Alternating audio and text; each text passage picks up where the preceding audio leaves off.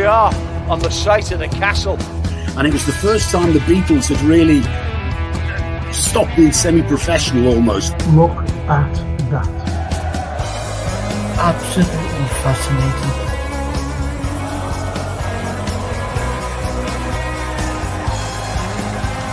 That's what you do. You buy these clothes that cost money and make a difference in it. But we never do that. Never complains, gets up, gets on it, with a smile on his face. You just want you to sit in your chair and go, hip hip hooray, for the Western press and the Western narrative. You dare dictate you the same old, every single day, without this.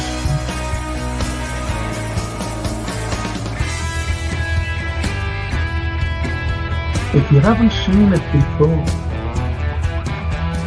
please watch the first series, the first 2 episodes, the second series.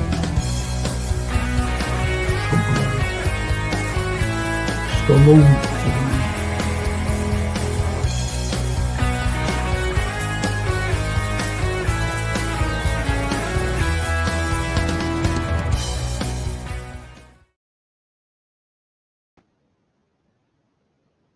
Good evening. Do you let me out? Took a picture of it and said to Jay, I said, do us a favour, Jay, will you put this up? He said, yeah, sure. When did you do that? I said, yesterday. Do you like it? Mares are doing that, you know. You know, this today. But you know what got me? Putting that up, you know, the star. Absolutely, because that's nearly 7 foot high. You know what I mean? It was Mares that putting us up. And those big socks for our Sophia. You know what I mean? And myself. Yeah. Hoping Father Christmas will come to see me. See, there's my one there. It's the coordination. That's my one. And I want to be like Anthony Brown. Look, he always has a nice little blazing fire. Do you like my little blazing fire there? Look. It's good, isn't it? Well, if you believe that, you believe anything. Honestly.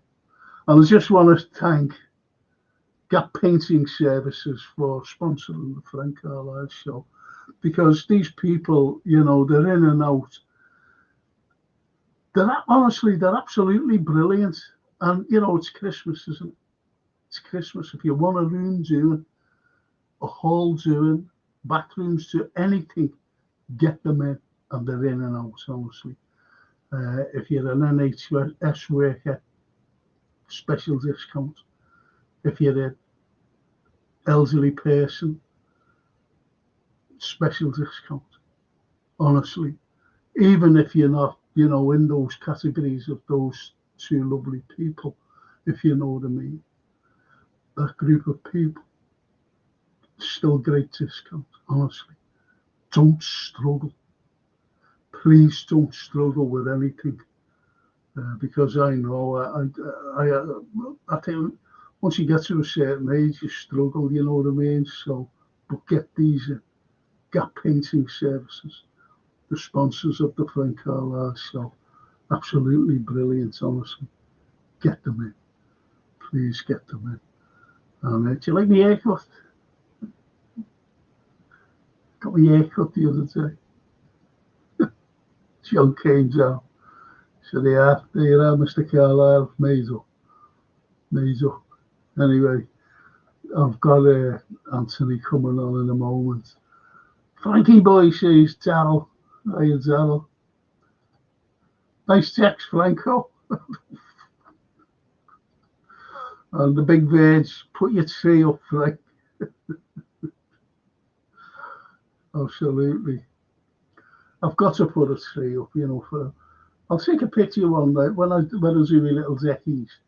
I'll put a picture up and show you, because our Francine said, listen, Dad, you've got to put it up for Sophie. I said, okay then, so I put them up for her, honestly. But it's great, you get all the brightness, and it really does look good. It really does. IBR, evening Franco, evening IBR, mate. Hope you're well. I thought you said all well. I'm going to bring in my good friend. He just Daryl says, evening Anthony mates. Anthony mates. Evening Frank, evening Daryl. Oh, that looked fantastic, that Frank. Doesn't it? Look, Jason Yeah. said, I put a Christmas theme up for you. And I went, yeah, that's the first time I've seen it. We got a sunshine from all the light bulbs. Keep me warm anyway. All the heat from them keep me warm, especially the fire there, keeps me warm. Well, it looks cozy warm.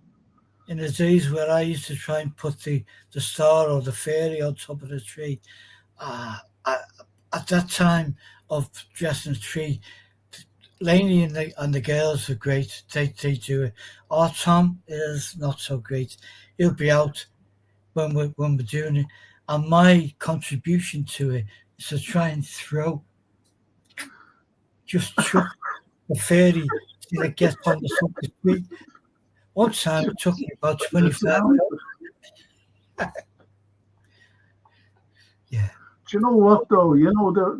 When Christmas comes, no matter what, and people do like putting the techies up because it looks good. The likes of it. In the past I've helped, if you know what I mean, to put them up. But I'd like to go out to come in and it's all done and go, oh, that's nice. Yeah.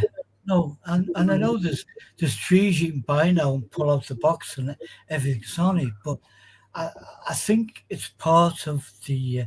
This is our favourite time, like now, leading up to Christmas, and you meet people, and you're genuine, and we're not stressed. You meet them in the street or whatever, say all the best.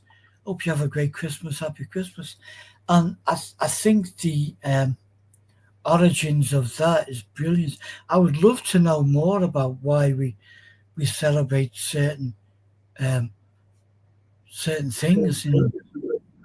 I know a lot of it is your opinion, but I know that I imagine at some point when our ancestors came from Italy, from Ireland, from Germany, from wherever, that they would bring little bits that make Liverpool Christmases kind of a bit different from up and down the country. But I haven't tracked down any information about it yet. But the thing is, Anthony, it's the tradition. Yeah. Isn't it? It's the tradition of Christmas. Yeah. And, I'm not getting into too early politics, but that tradition could easily go because they're trying to bring, what they're saying is the stupid Americans, happy holidays, not to put in Christmas. Yeah. So, you know what I mean? So as not to offend someone? Well, this is it. And we've got, our traditions are going left, right and centre, and that's the way it is today, unfortunately. Yeah. It really is. Just want to say, IBR, evening, Antonio. Oh, I like that. Good evening. Yeah, I've got to draw on me Italian friends' roots to fit in. Yes, Antonio. Yeah. Antonio e Franco. How about that? Me and you. Bellissimo. Bellissimo, yeah. Grazie. Yeah. Prego. Daryl says, Austin says, hello, Frank and Anthony. I lost him. So.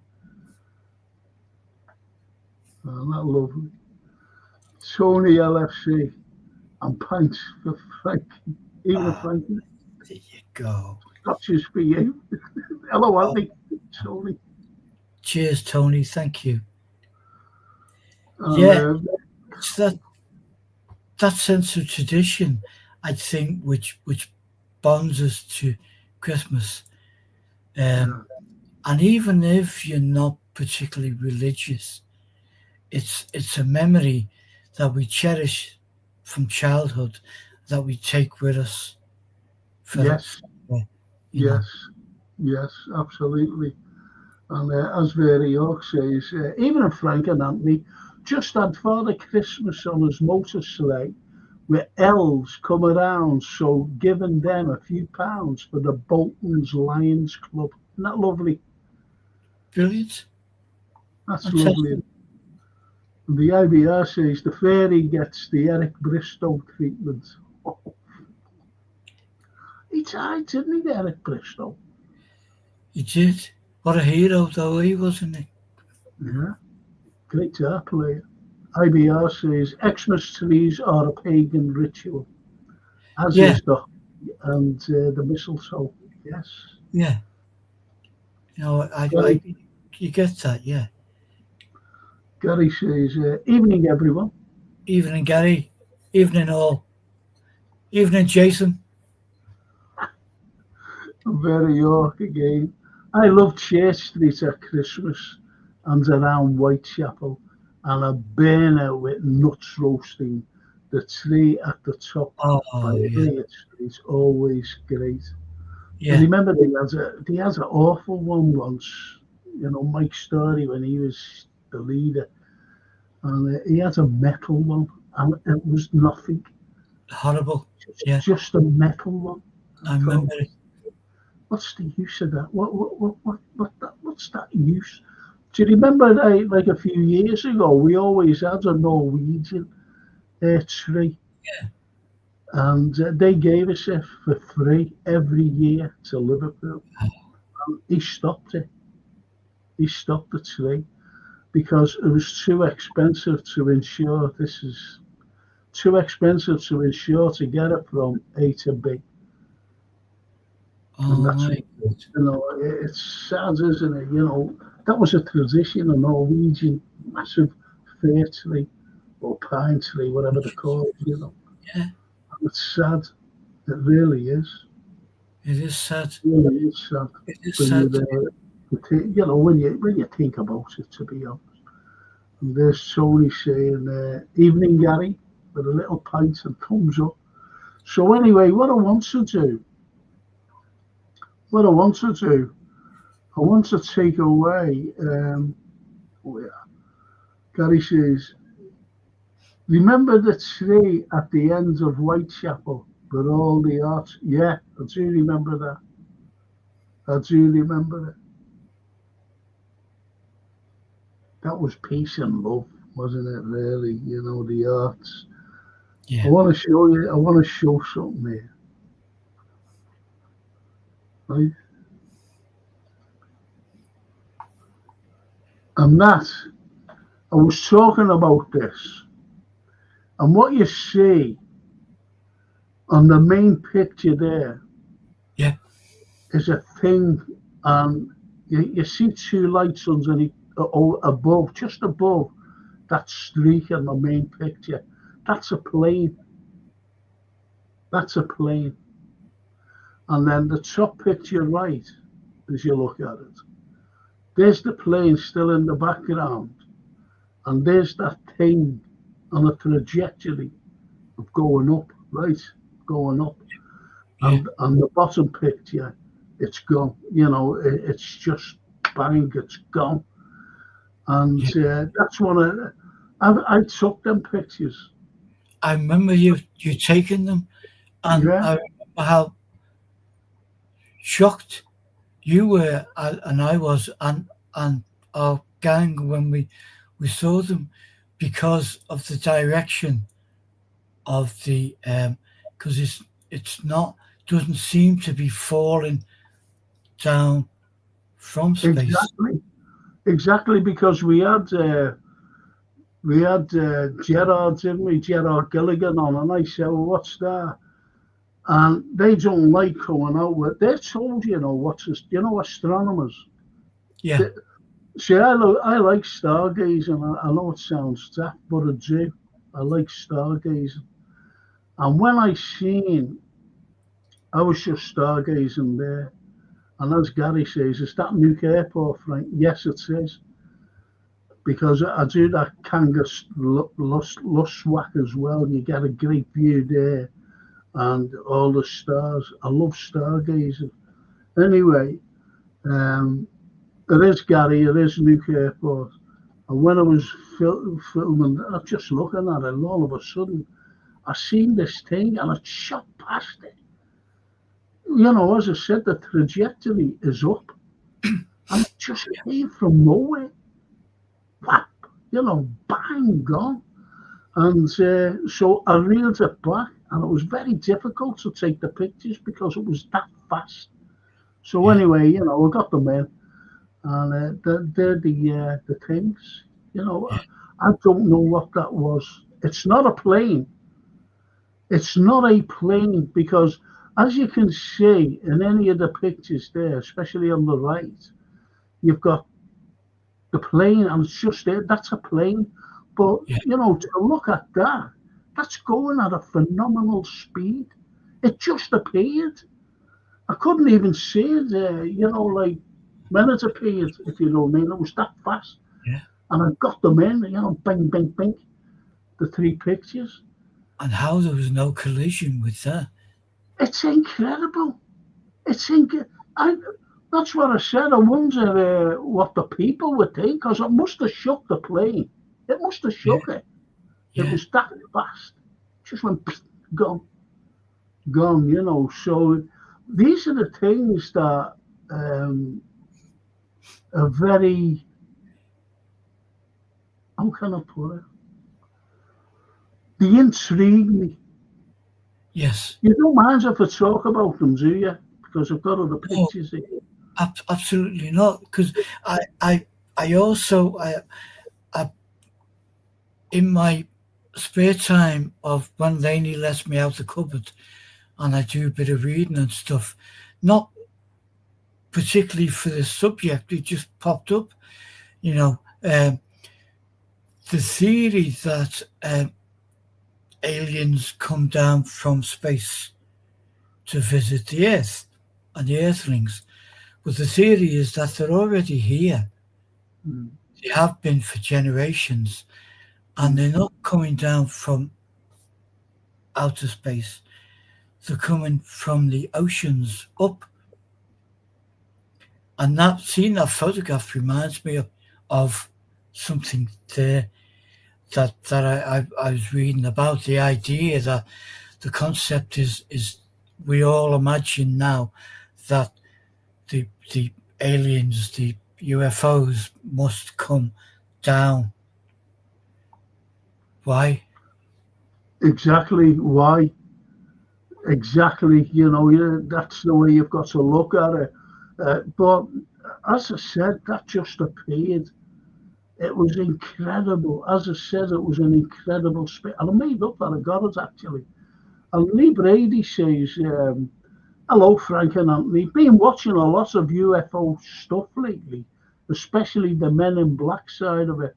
If you capture anything like a UFO sighting, it's possible you will get a knock at the door. And they can't blind. You could have said, been watching the Men in Black lately. But you're right. I read a book on Roswell. And what it was, I'll tell you how I got into this UFO stuff in a moment, Anthony. And what it was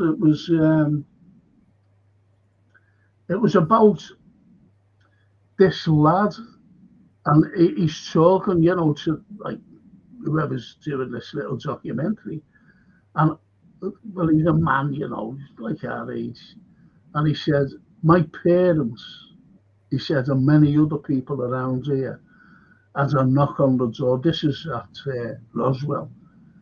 And there was these people in black tall black men, not black, tall black men in black. And they said, you could easily be lost in the desert if you talk about this. He says, and my parents wouldn't talk, and they told me as a young lad, do not talk about it. Do not talk about it. Then he went back to the parents, like just a few years before, and they were actually talking about it to this documentary team. He said, yeah, we were threatened with, into the desert. We'd go. Not just that, and we can erase the town. Imagine that. We can erase the town. So it's things like that that it's frightening, just frightening. And IBS says they have so much advanced technology now, it literally looks like something out of this world. Of course. And Lee goes on, it's an American series, but was on our Discovery Channel called Monsters and Mysteries. Very interesting. Monsters and Mysteries. It's one of the greatest mysteries of all time. This what's it called now? Aerial phenomena. It's unidentified aerial phenomena or something like that. It's called UAPs. And if you carry on here, now Buzz Aldrin, got to tell you about him. Now Buzz, there was a 50-year ban on him. A 50-year ban. When he got back from the moon. Yeah. And he couldn't say nothing for 50 years. Obviously, they thought that he'd be dead. They just thought, he won't live until his 90s or whatever, 80s, 90s. So he came out and said everything. He said there was a blackout. He said the second day in going to the moon, he said, I was looking out at their window. He said, I said, there's a bogey following us. It's there. And he blacked it out. The communication, people were looking at all this. So they just blocked it out. And a day later, on the third day, he was just talking and he said, the bogey's back. That's what he said, the bogey's back. And we blacked that out as well. And apparently, he said, this is, the last couple of years, he said, that there are bases there. Not we haven't done them, he said. So where did these bases sprung from? That's what he said. So that's on the moon, by the way. Yeah. That's on the moon. So you've got all this. You had pilots, and pilots were terrified to say anything about what they seen in the skies because they get banned from flying. It's like anything else. You could lose your livelihood. Pilots, that was their livelihood, but you could lose your livelihood by saying, oh no, you're not fit to fly a plane with passengers or whatever. So they never said anything for years. And it wasn't until the 80s when it was a Japanese airline and Japanese pilots, and they were flying from Japan going to America, but they had to fly over Canada. And what they seen, they were saying, and there's great audio on it, saying there's something to our right, there's something to our right. And he said that the size of battleship, what was it? Aircraft carriers, 5 aircraft carriers, he said, it's the size of 5 together, or football pitches, something like that. He said it's enormous. He says, and it's just following us, the side of us. And that was banned, and he couldn't fly. So there's things like that, that it's mysterious. Just mysterious.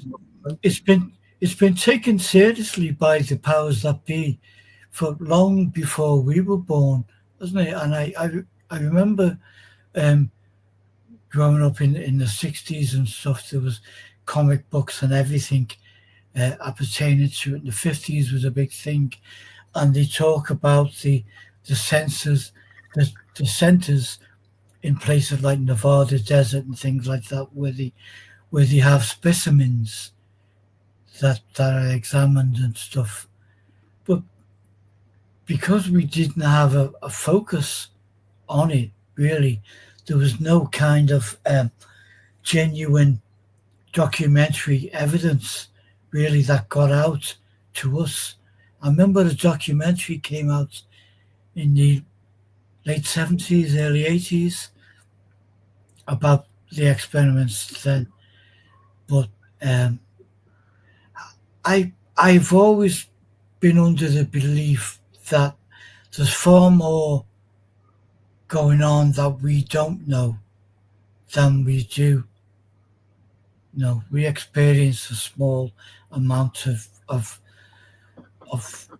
things, phenomenon. Yeah. But don't you think, I'm not saying it adds to the mystery, because it's already a mystery. And it's like everything else. Because the likes of Buzz Aldrin, if he can come out and say a thing like that, yeah, you've got to take notice. Because absolutely. He's been on the moon. He actually walked on the moon and seen something on the moon. But while they were flying over and everything was blacked out, he was filming it, Yeah. And there was another fellow, I'll think of his name in a moment, an astronaut, Cooper, fellow named Cooper. And before, like, he was in the not the RAF, he was in the USAF, he was an Air Force pilot. Yeah. And they were scrambled to this place, and they were around the Arizona area, or wherever they are, these bases that they've got in America, because it's that vast. Yeah. And they scrambled to this place, he said, and we went up a little hillock. And he said, I had my camera out, filming it. He said, it was an alien craft. He was looking down there, he was filming it. And he was like, what he said, like, he called them bodies, not dead, but, mingling around. And then all of a sudden they looked and they got in this thing, and it just went away. Just gone. And when he got back, the colonel, he sent for him and he said, have you got film? He said, yeah. He said, have a look at it, it's fantastic. So he has a look at it. This is this Cooper fella. And it was confiscated off him.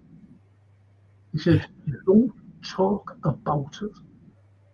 This never happened. You never filmed anything. And he became an astronaut then.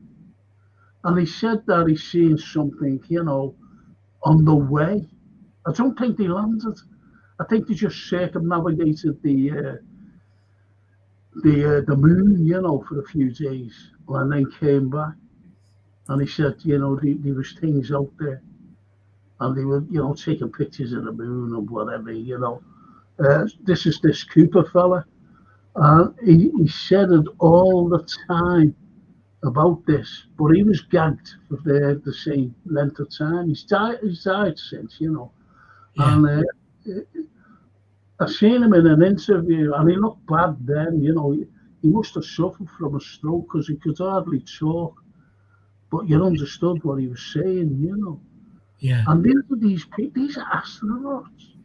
Well, this is the other remarkable thing, isn't it? Because at that time, the moon landing and stuff, the actual idea of getting on a rocket, you go into the moon, you might not come back because we don't know what's out there. No one's ever done it before. That must be absolutely petrifying. Yeah. At a point where you get out there in the middle of nowhere and you think, I don't think I want to do this. I just want to get back to my missus and the kids, so that family. No, you're right. You're right. And even Neil Armstrong, the first fella to walk on the moon, he's seen things, but he went to his grave with them. He said, "I'm not saying nothing." He was loyal true to his word, true to the American word. Don't say anything, and he kept it, to himself what he actually seen. I wonder if there's a dossier somewhere. I think his son has got them. So yeah. I think he's got them. You know what I mean? So there must be something, diary or something. Yeah. I'll just go through some of these if you don't mind. No. Lee Brady says, "What's with the big secret though? Why is it all sort of secretive aliens when it comes to the governments and things? Of these apparent men in black people, yes, yeah." Unless carries on by saying there are bases on the dark side of the moon. Yeah, I just spoke about, well, not the dark side, but that's what he said. The man there, he said it, Buzz Aldrin. What year was it, Taz, when you seen a UFO in Wales? So who's he talking to? He's not talking to me, is he? I might have a secretive son. Richard Hawkins, our friend from Man United supporter, this fella, but he's a nice fella. Really nice. I've been on with Richard. Been on, yeah. Evening, Richard. Evening, Frank. Evening, chat. Evening, Richard. I hope you're well. And IBR says there are psychic remote viewer. There was a psychic remote viewer who used to work for the CIA who remote viewed underground alien bases in Alaska, the Pacific Ocean, and the moon. Funny enough, if you watch a film, excuse me, the producer sends me a text, and if he sends you the text, it's very important.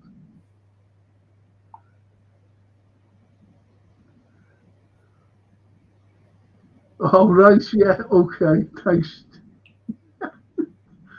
It's only about the Brady, father and son. He said, Les and Lee, father and son. Thanks, Jay. Thank you. Thank you. Now I know where I am. Yeah, so the IBR, saying, if you watch a film called The Fourth Kind, it's a true story.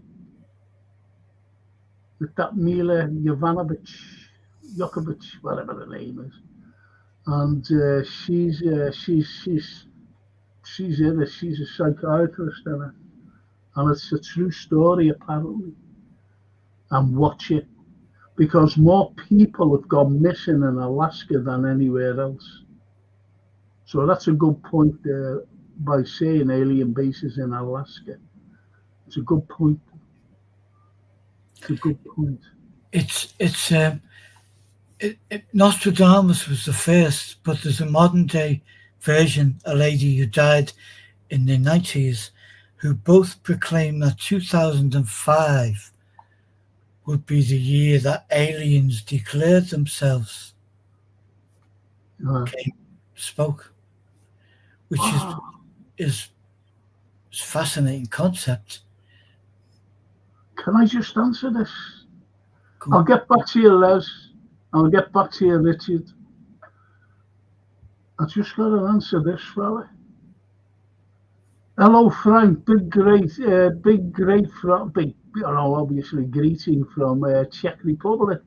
I sent you an email about greeting greeting. Do you remember some friend from Czechia? Oh, Pavel, I remember you. Pavel, if you're still with us, I haven't looked at my emails. Say there's 2 emails. I've got a private one, and then there's another one which belongs to this. But I can't get on them for some reason. The only fella to get on them is Jason, the producer. So yeah, Pavel, absolutely wonderful to hear from you. It really is. Do me a favour, subscribe and press a like for me, oh please. Oh, it's great, the Czech Republic. Isn't that lovely? Beautiful. And do you know what? He's a big vet. Just the world becomes smaller, doesn't it? Yeah. Do you know what? You're not going to believe this.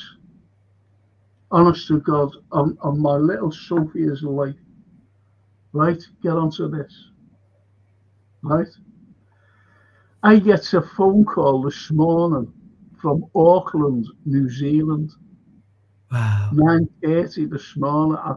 I just woke up, to be honest. Anyway, what it was a lad named Harry Otti. Now, Harry's been to me home, and he's been on here sometimes, on the chat. Yeah. Harry Otti. And he said, Frank. I said, well, who's this? I thought he was outside my door. He said, it's Harry Otti, because he was so clean. And I went, hello, Harry, where are you? He said, I'm in Auckland walking down from a theatre. I said, oh, right, okay. He said, you're not going to believe this. I said, what's that? He said, the theatre was shocking, right? Yeah. The ex-Scousers and, ordinary New Zealanders as well. And he said, John Bishop was on. He said, and he mentioned, he was taken off you. He said, there's a greater story back in Liverpool. And he went on about the story, when I was on, who do you think you are? Yeah. And he said he was taken off you. Isn't that amazing? John Bishop. He said, and I went around, to see if I could see her. And I said to the people, I said, look, the lad he mentioned, the historian, he said, I know him personally. He said, I was in his house only last year, and I paid a visit. He said, any chance to see him? And he went in and he seen him. He said, John, he said, listen, he said, Grace, he said, I know Frank, you're talking about, I know him personally. Isn't that wonderful? It is wonderful, yeah. And again, this whole world just shrinks. Yeah, small world. It's like Pavel. Like Pavel, geez, it's lovely. Lovely. I've just got to go through these, I promise. And Lee says, my dad's seen one in Wales years ago, and I think in recent years, and it wasn't Stephen Gerrard, was it, with a ball? No, Les says, that's his dad, Lee's dad. In 1978, his bright light hovering could see it from the railway bridge in Granite, North Wales. It then shot up at a crazy speed and disappeared. Then we heard of fighter planes flying overhead, and it was in the echo a few nights later. UFO seen over Rill. Wow. And Richard Hawkins, Dr. Edgar Mitchell, had an experience on Apollo 14 and spent the rest of his life researching it. You're right there, and there was I think he was on the same flight. Was a fella named Carpenter, another astronaut, and he just went into religion. He just went straight into religion. He's seen it. He said he's seen this UFO overhead, when you think about it, overhead a crater. He said it was overhead a crater. He said then it went low, then it came up again and just went away. He never said at a phenomenal speed or anything like that. He just said it just went away. Never seen it again after that. It just shows you, doesn't it? Just shows you. Pavel, thank you for getting in touch. Thank you. Absolutely made up, mate, honestly. I think I asked them to send a like and a subscribe. And no. I think he's only joking, must be. Isn't that lovely? And Richard said, did you get to listen to any of the radio shows I sent you, Frank? I haven't had a chance. Honestly, I haven't had a chance. But I will, during the week. I was waiting for Francine today. I was waiting for someone to come and do something for me. And so no, Francine didn't show up. She's coming tomorrow instead.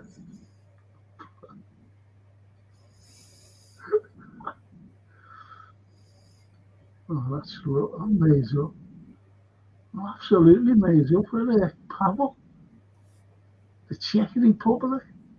Wonderful stuff. I think the aliens postponed the declaration in 2005 so we could win the Champions League. Safely crazy. That's a cracker. That's a cracker. Love it. Love it. Oh, not lovely. That's great, honestly, mate. Take a beer, mate. Yes, yes, Pavel. I can't get over Pavel, honestly. That's fantastic. So he must have seen or something, because he used to sail quite a lot. He died, and it's just one of those sad things. And he used to come over with his mates, Pavel, and stay at the White Star pub. Lovely. That's lovely, though. I don't know what that is. 13.12. I'm sorry, Pavel. I don't know what that is, mate. I really don't. And IBR says, have you read any of the missing 411 cases, as there are a number of missing cases where UFOs sighted in the sky? Yes. Yes. And one of my great mysteries, and as Richard said, I think there is aliens here on Earth. I know my friends used to call me Moon Man. Well, if you think about it, I'm going to show you something in a minute, okay? And if you think about it, Richard, you've got these phenomena. You really have. As I said, watch that film called The Fourth Kind. It's a true story about Alaskans. Just a true story of it. Because, as I said, more Alaskans have gone missing after seeing UFOs. There's lots of UFOs, they said. Les says, I also seen 3 lights in a triangle shape flying over Heighton about 4 years ago, heading towards Kirby. That thing must have been huge if those lights were connected to one object. Well, I love this. I really love this. Now, there's the headline, the RAF captures flying saucer on a ranch in Roswell. And when you think about that headline, then all of a sudden, Anthony, it's shut down. It's shut down. And it's wrong,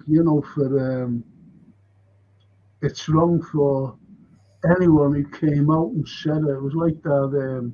Yeah. It was like the fella, the colonel of the base, and he said, "We've got it. We've captured it." Then he was forced to say it was a weather balloon.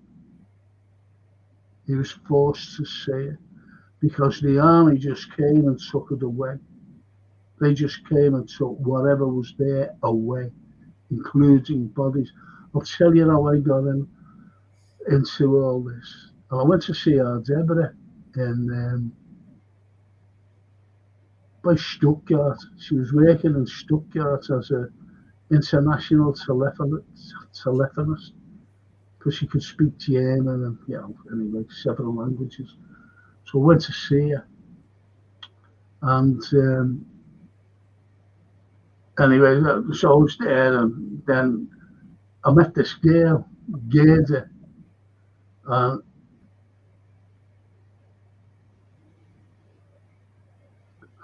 I've got to go. I've got to answer them.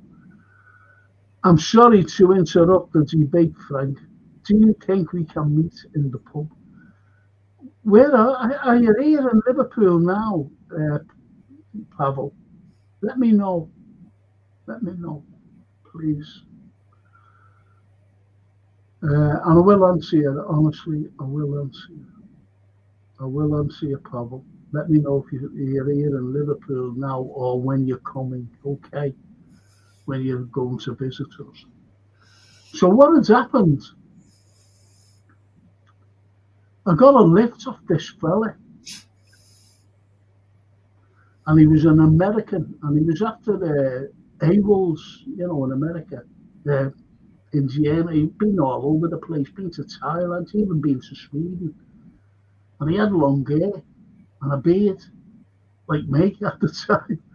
So he gave me a lift, because I was coming a lift, freezing it was as well. Anyway, he gets in this van sort of thing.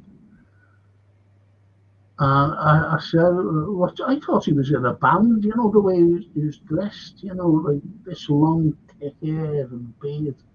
He said, no, I'm in the USAF. He said, he told me, he said, after the AWOLs. And I said, oh, isn't that great? I said, and I was just mentioning things.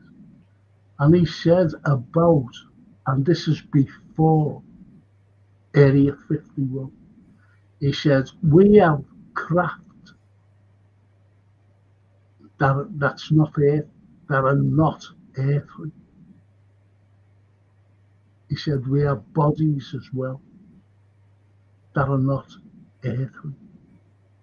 And that's what that did not resonate with me. It really did. It resonated with me. And I couldn't believe it. I really couldn't believe what he was telling me. And he said, it's all secretive. He said, it's a secretive base. He said, and I've been there. And then I'm on this now, this duty. He says, after these AWOLs. And a few years later, Area 51 became exposed. And that was that fella telling me. He was from Chicago, actually, and gave me his address and everything, but well lost it, through transition. But he was from Chicago, this fella. And he was talking about not worldly craft and bodies. They said they frozen the bodies. Yeah. So it's things like that. Is everybody mad? No, they're not mad. And Richard says, if you can read The Day After Roswell by Edward Burns. Bill Burns, not Edward. All right, Richard. And, you're coming over to watch the phone game. Okay. I'll tell you what I'll do with you. I haven't got a ticket, you say, so it's a waste of time going up there for me, to Anfield. We can't get tickets, unfortunately, Pavel. But what I'll do, I'll get Jason to send you my address, and you can come and visit me. How about that? My address will be sent to you. You've only got to get a cab. It won't cost much from where you get off. When you're in town up to my home. Okay, is that okay? Let me know. I will sort something out. And so that Roswell, there's more to it at Roswell as well. So we'd be going back to that. Oh, Pavel says,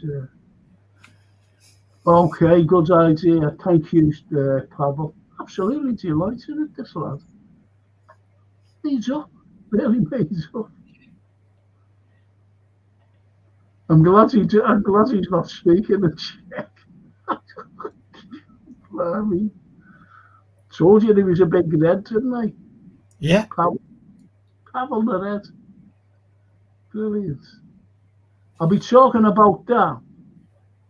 And they are the Phoenix Lights. The Phoenix Lights. And that's incredible. And a very famous actor was flying in underneath that, and he was terrified. He was absolutely terrified. He didn't know what it was. And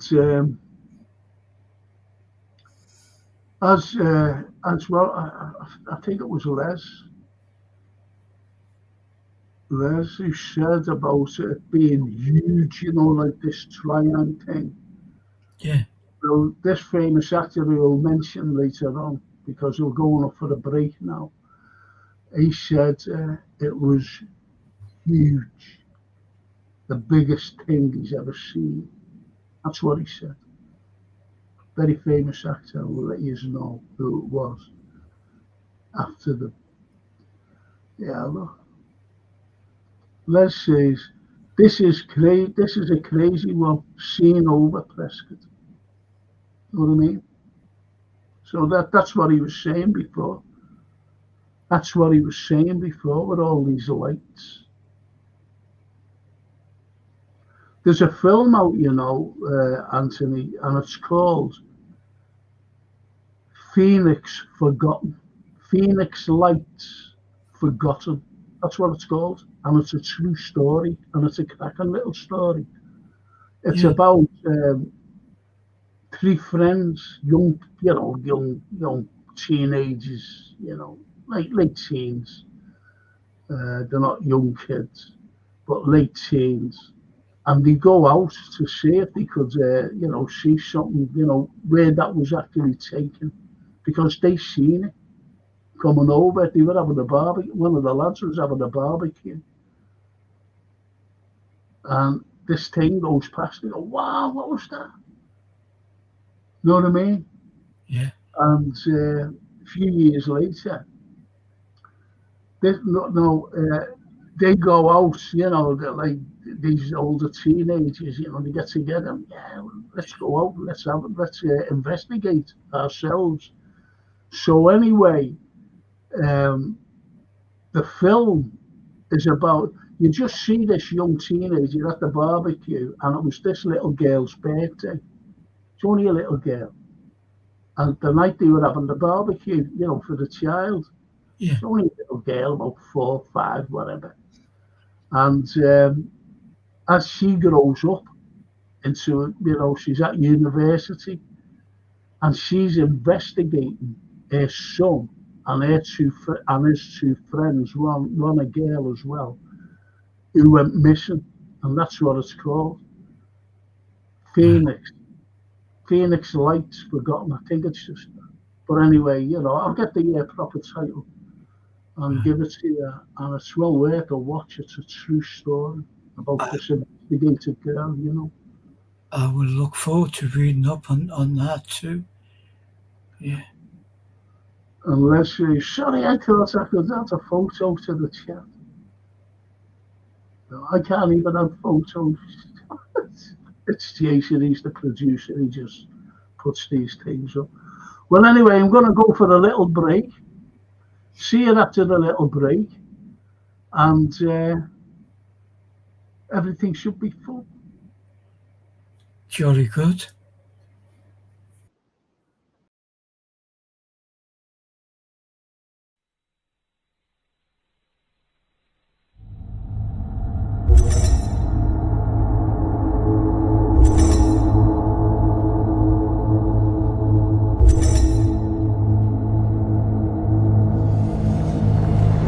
For people who have followed the Liverpool Unraveled series, here's a piece of Liverpool unnoticed.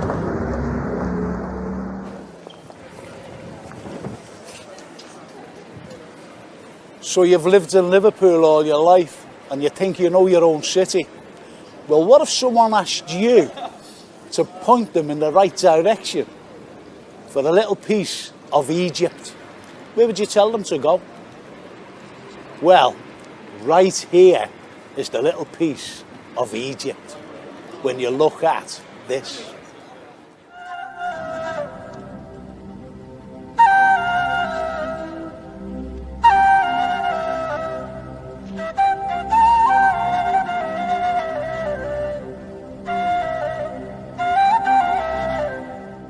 We haven't only got one Sphinx, we have four, and they're right here on the grounds of Liverpool University.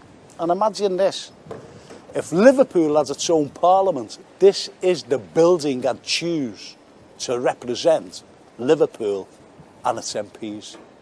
So come with me and have a look inside.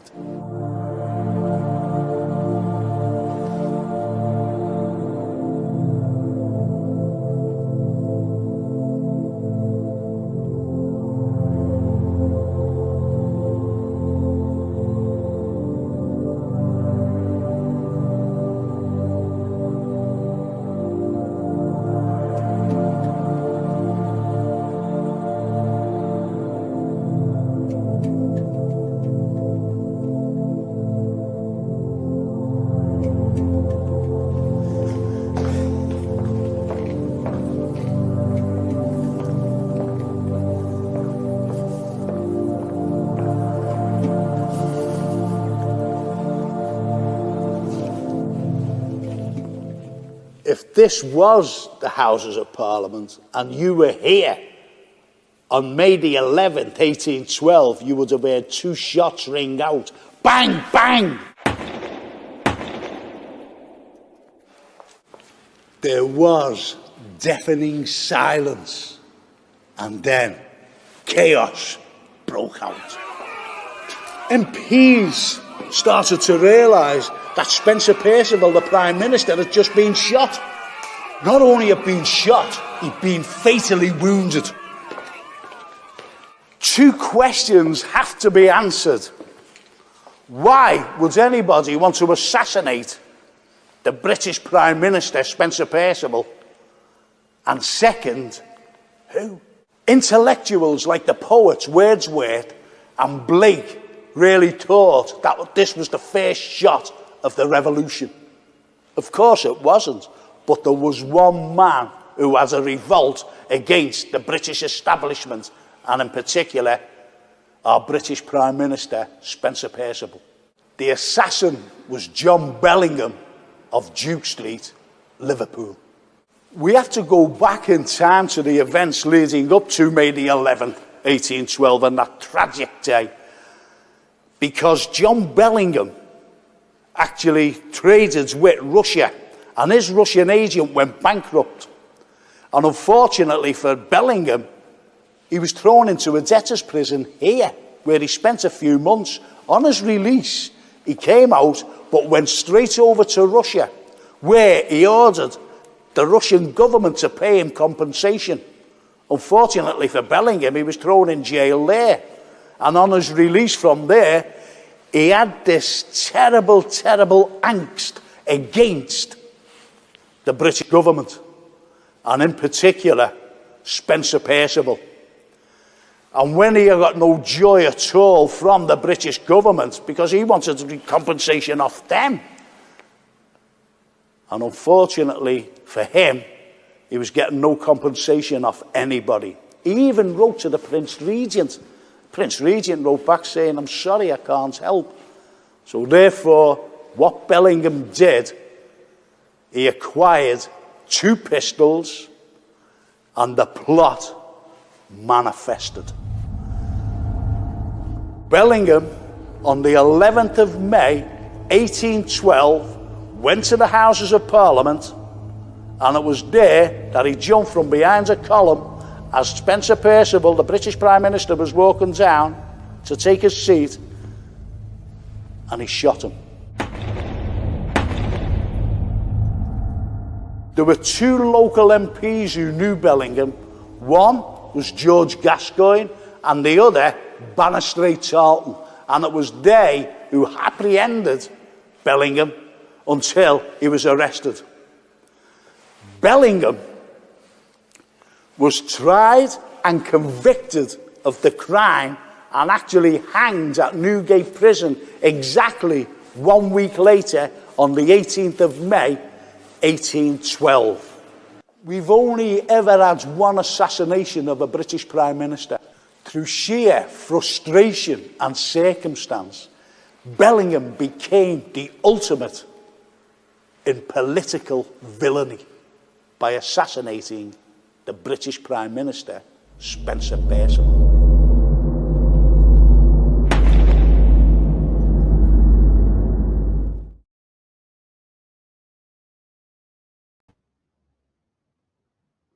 Jason sent me a message.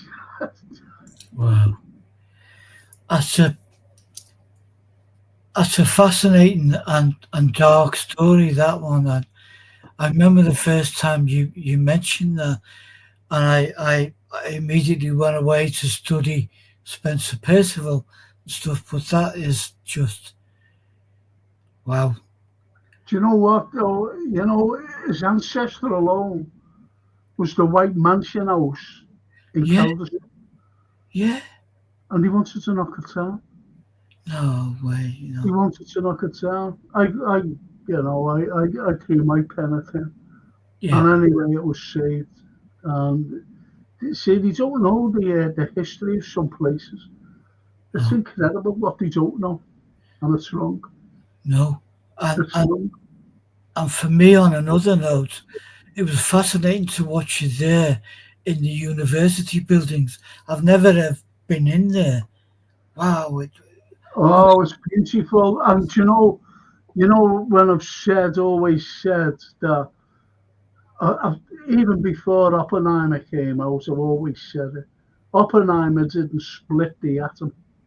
Yeah. There was a lad by the name of Sir James Chadwick, and they had to send for him the Manhattan Project in America, you know, about the atom and splitting all these like little neutrons and these other things, whatever they're called. And they had to send for Sir James Chadwick, and it was he who split it. It was a Liverpool University. That's the university. That's where it was.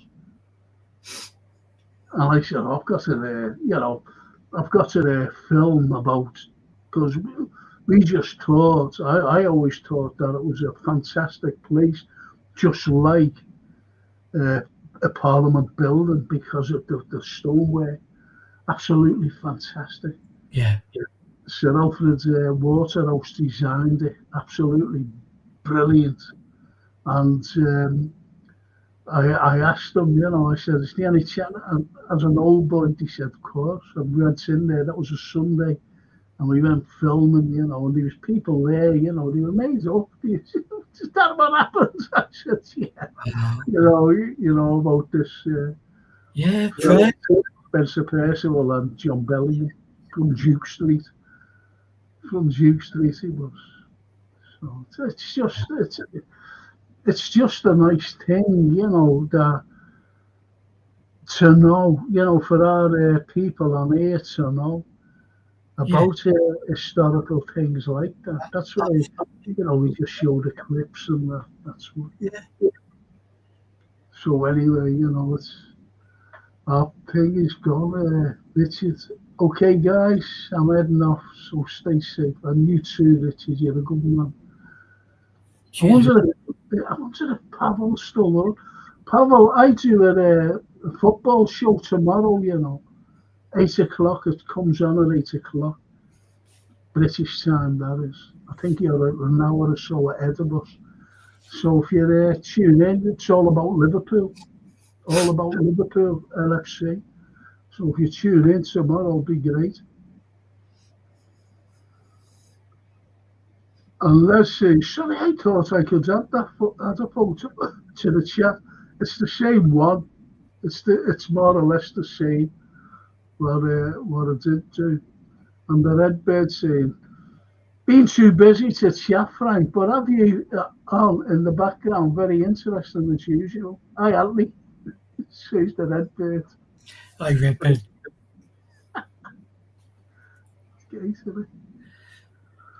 Right, I'll go back to these now. So the actor who flew under it and was terrified. He said it was a bag of air. He didn't like to fly after that, he said. He was that nervous of what he flew under. And that was Kurt Russell, who's married to Goldie Hawn. Yeah. It was him, yeah. He terrified me as he was flying in there. He's going to do a film. He's flying in there, a location thing or whatever it was. And he was flying in there. He thought he'd take his little plane up, little biplane. All of a sudden, he was underneath that. That just appeared. Wow. He said, "The biggest thing I've ever seen in the sky." Albeit it was dark, but he could see the outline and everything. And these lights. Wow. So, it's just surprising. It really is. And there they are. Look at the triangle. I think that's what Les was going on about. Yeah. Look at that. That's a triangle. Look. It's unbelievable, isn't it? Huge. And I seen it, I was following all about that Phoenix Lights. And people were talking, they were just outside their homes. And they said it was huge, the biggest thing they've ever saw in their lives. There's nothing bigger. One fella said it was more than a mile across. A mile. Think about that, a mile. But that's what he said anyway. Just an ordinary citizen.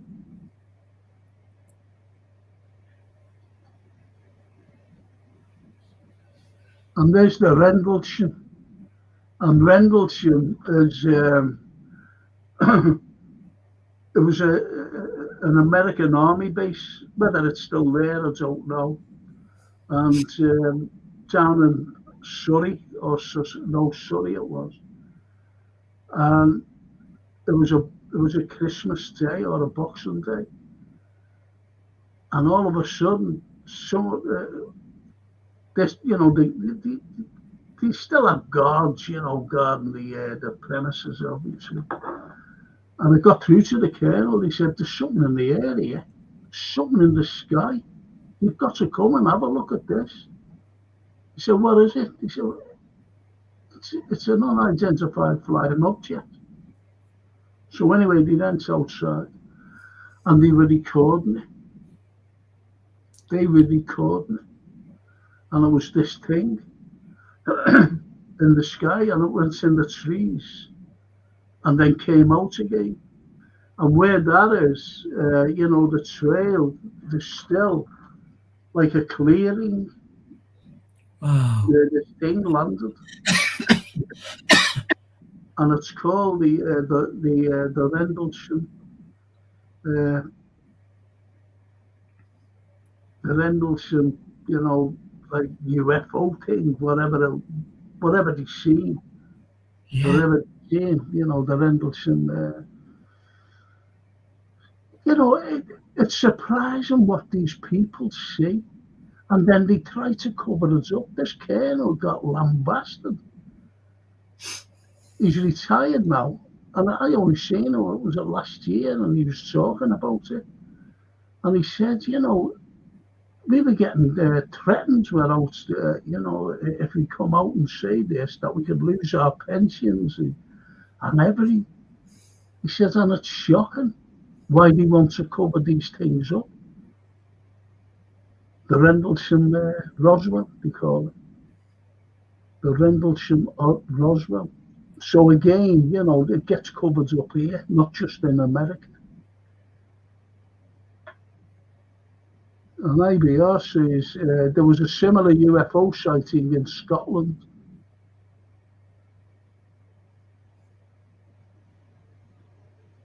I think there's, no matter where you are in the world, there's loads. Australia is another hot spot. Yeah. Well, that's kind of along the lines of what I was reading about, in that the depths of the ocean, you can build, and we have lost cities under the ocean, under the rivers. That the idea that some sort of alien life is there, and quite happily living away, doing what they do. Have you ever seen footage? It was in 2004, and it only got released recently, and it was about USAF Air Force pilots, and they were on the aircraft carrier Nimitz, and they took off. You know, all these training things that they do in the Pacific. You know, just off the coast of America, obviously. And as they were going, this thing, see, on these planes, you have a camera, and if there's anything there, like an enemy plane, it just locks on automatic, without the pilot seeing it. You know, it locks on. Then the pilot looks to see what it is, and it locked onto this thing below, and it followed it.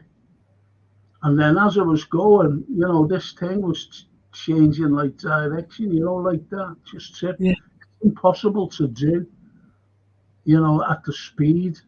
Then all of a sudden it seemed to stop, and then it just went away, gone. Just went away at a phenomenal speed, out of that like sight. And the other plane, the Anfield Row, even in Frankie and Anthony, I'm a bit late, but I hope you're both well. Pints and scotches. Yeah, you ever said alcoholics? You ever care about alcoholics? The Anfield. Cheers, Anfield. Cheers, mate. Good to see you. Well, great getting on the plane for the next few months. Even in chat, there he is. Look, again. That's got all the chatters as well. Party going on now. Oh, he's wonderful party goer is at Anfield, especially after yesterday or last night. But anyway, what has happened was you get these like people who are, shall we say, mysterious. They're very mysterious. Yeah. And they come to, like as it was mentioned before, these men in black. Yeah. There's a very famous actor, and he was caught up in all this. And do you know who it was? You know Dan Aykroyd? Yeah. Him. He was caught up in all this UFO thing. Okay. And he said that he was being followed in New York, of all places. He said, and he looks over this road, big wide road, you know, their roads are very wide, especially in New York. He said, and there was this fella who kept following him. Big, tall fella, all dressed in black. He said, and I was going to stare him out. He said, then all of a sudden he disappeared. Wow. Just disappeared. See, He said this, it was the most frighteningest thing he's ever experienced, these people following him, because he said he'd seen a UFO. He's seen it and took pictures, but all his pictures went. this Now, is why the did Aykroyd say that? yeah. This is we talked a little bit about this just in passing a few months ago on the show, and the basis of the film Men in Black is based on some factual information. Yeah. But they can't say this is a dramatization of what goes on.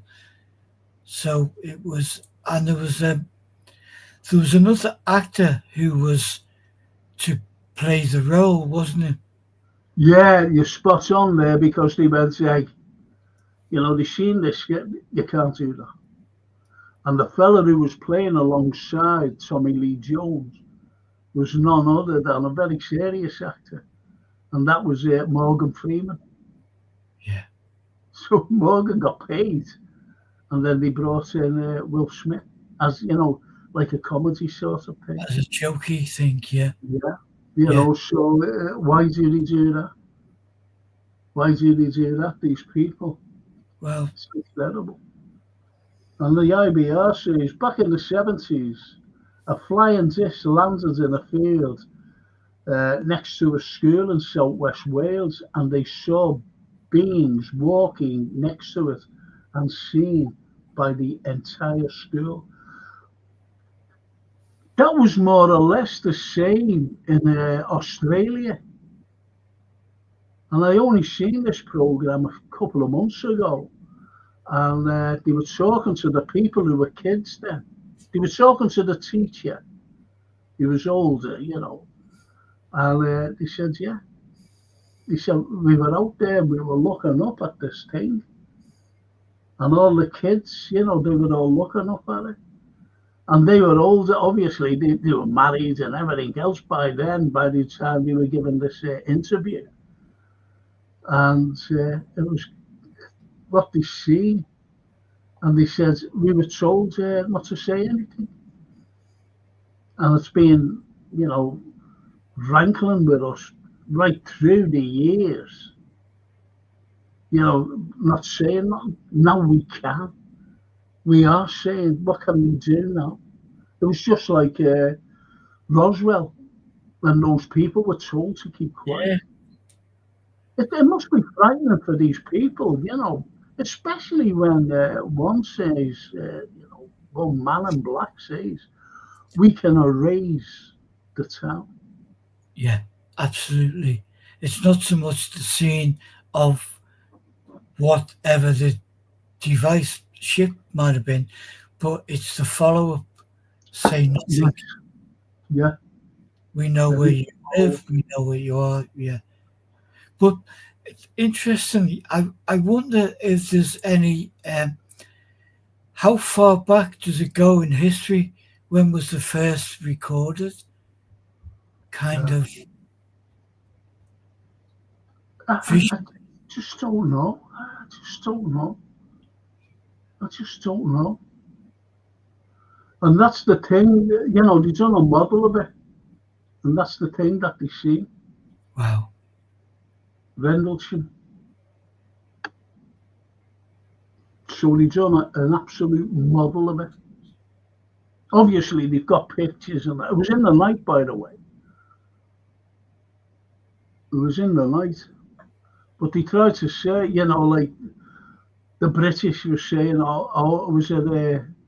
it was a lighthouse.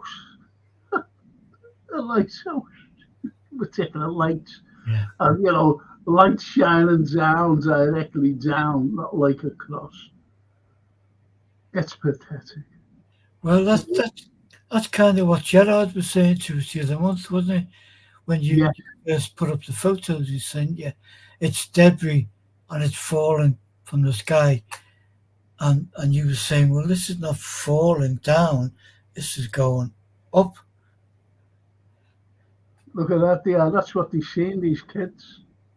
Wow. He drew it. So why would these kids just... It's incredible. So, you know, from pilots to astronauts to politicians. Yeah. Politicians. So what is, you know, what is it? Well, you know, and as IBR says, I saw the documentary on the Australian school that saw the UFO. So we seen it with me, you know, these people talking about it. Yeah. Including the teacher. You know, I'm talking about latter day, not going back to when they were kids. Latter day.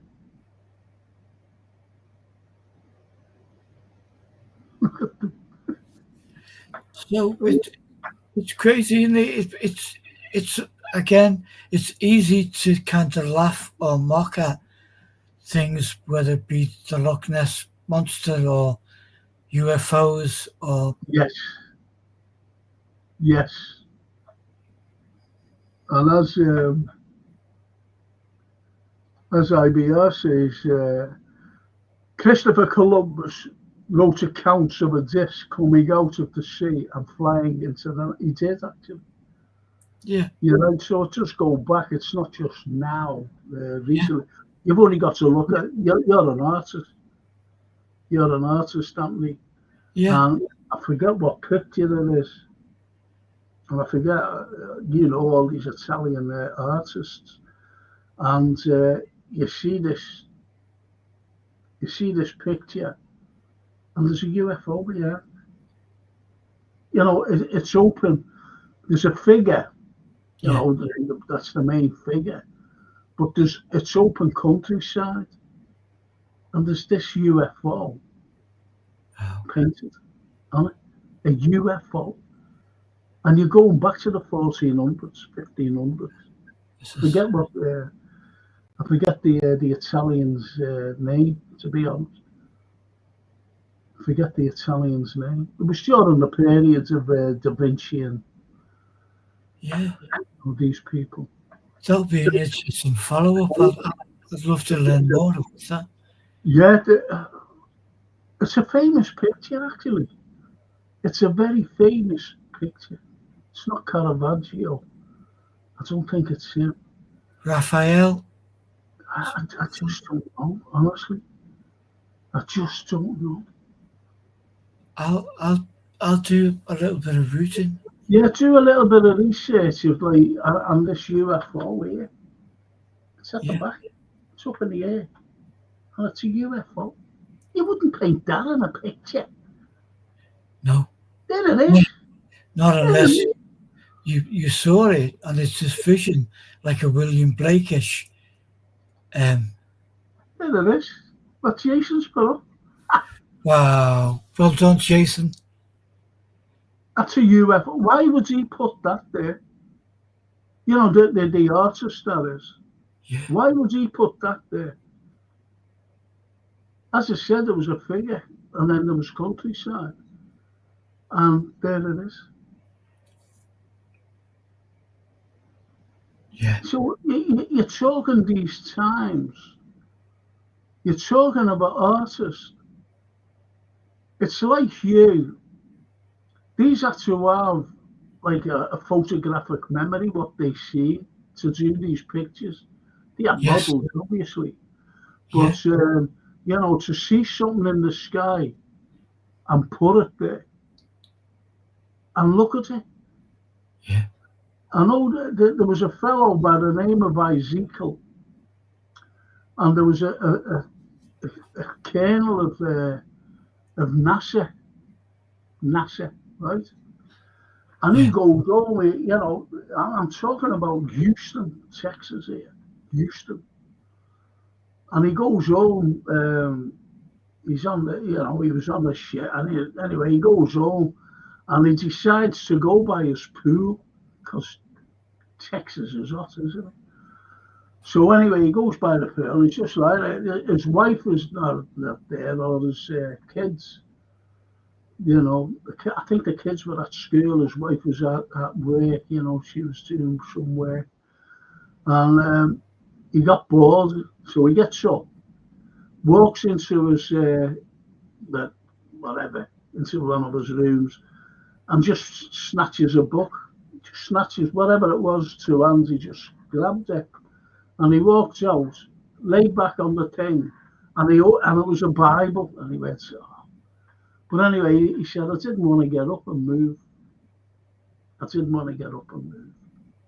So I was just flicked over, you know, onto a page in the middle of the book. And what it was the prophecies of, or whatever, you know, of Ezekiel, or, you know, it's spelled like Ezekiel. People call him Ezekiel. I call him Ezekiel. And other people call him Isaiah. Yeah. So as he was reading it, he found it fascinating what he was reading. So he left it on the page, you know, where you see those like stringy things that you can keep the page in.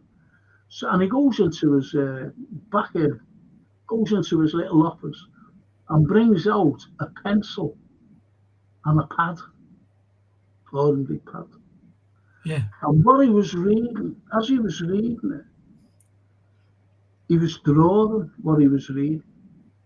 He was just drawing, blindly, by the way. And what he drew was one of those things that we're looking at now. And also spacemen from Ezekiel. And what Ezekiel said was about these chariots that, you know, God sent so we could get to a certain place. Whereas it would have took him 3 days to get there, or 3 weeks or something like that. But he was there in next to no time. And this chariot to stop this chaos that was building up and wherever it was. And he stopped it because he was, you know, a prophet or something. But that's in the Bible. And he was drawing it. He was actually drawing this. But that would explain it into some way is why a beautiful kind of semi-religious painting would feature that in there, because people really thought something like that would have been God-given, godlike, a sign, and God the same way as angelic beings. Well, okay, Anthony. Now you're looking at the same picture, right, as me. And if you go to the right, just below that thing in the sky, you see a figure of someone looking up and doing that, you know, to keep the sun, shielding the sun from his eyes, or their eyes, or whatever. Yeah. Fascinating, isn't it? Absolutely amazing.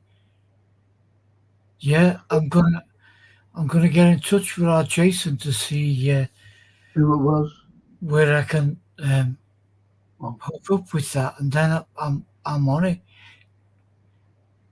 It's just one of these fantastic pictures that, you know, come about. I've always looked at it, you know, ever since I've been interested in all this stuff. Yeah.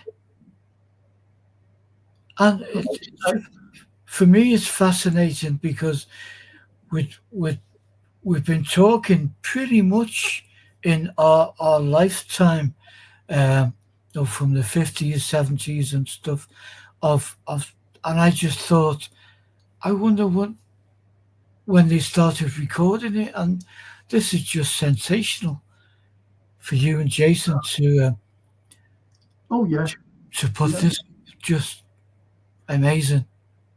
Let's see if we can see it. Obviously that reference then back to the Bible. That's incredible. That's absolutely amazing. And you see like spotlight. Yeah. You know the way you put halos around, Yeah. you know, saints and whatever, you know, the holy people. That's like got a halo around that. Yeah. And it doesn't look like, it just looks like a UFO. I'll just show you, let me show you a typical UFO, proper photograph.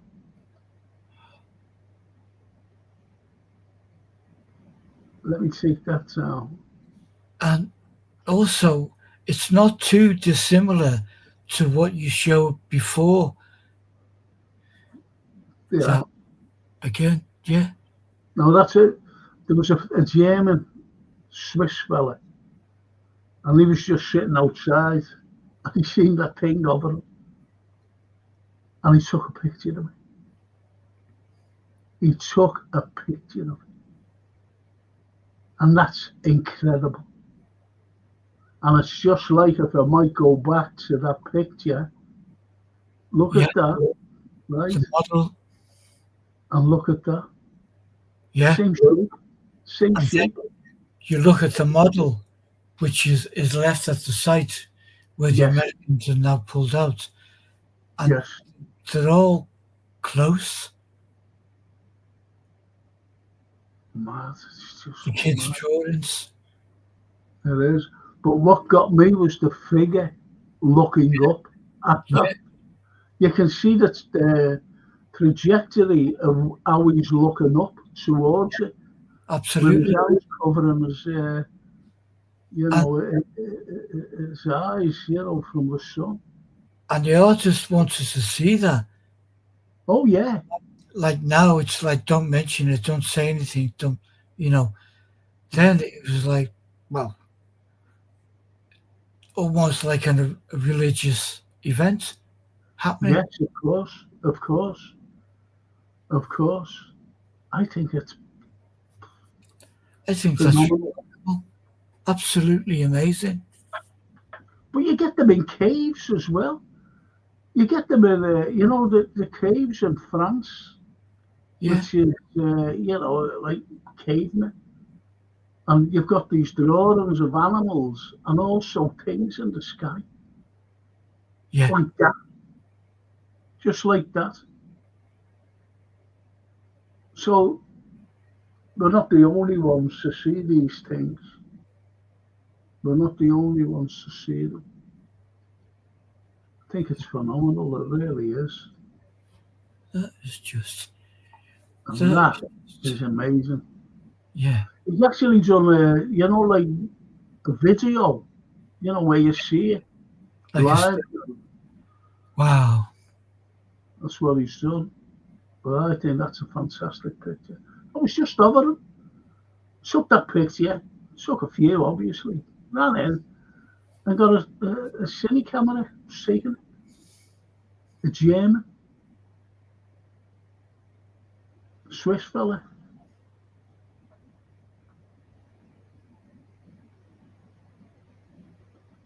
Wow.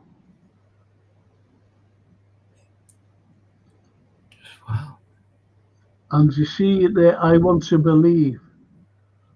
Yeah. On me film and TV review I did on Saturday morning, I said I was going to do, you know, I said I'm going to do some UFOs. He said, "Are you? You know, this is Jason." So he had me sitting in the studio of Scully and Mulder, you know, off the X-Files. Oh, yeah. That was on the wall, you know, because if you remember it, it's got I Want to Believe, and you see that UFO. That's the original picture. Fantastic. Fantastic. IBR says, notice the symbol behind the guy looking up, as it looks like a serpent, maybe. Let's see. Let's see. Looks like a serpent. Do you know what it is, IBR? You might be looking on your phone, I just don't know. if you look where that's the bow of a ship. Oh, Jason, right on it there.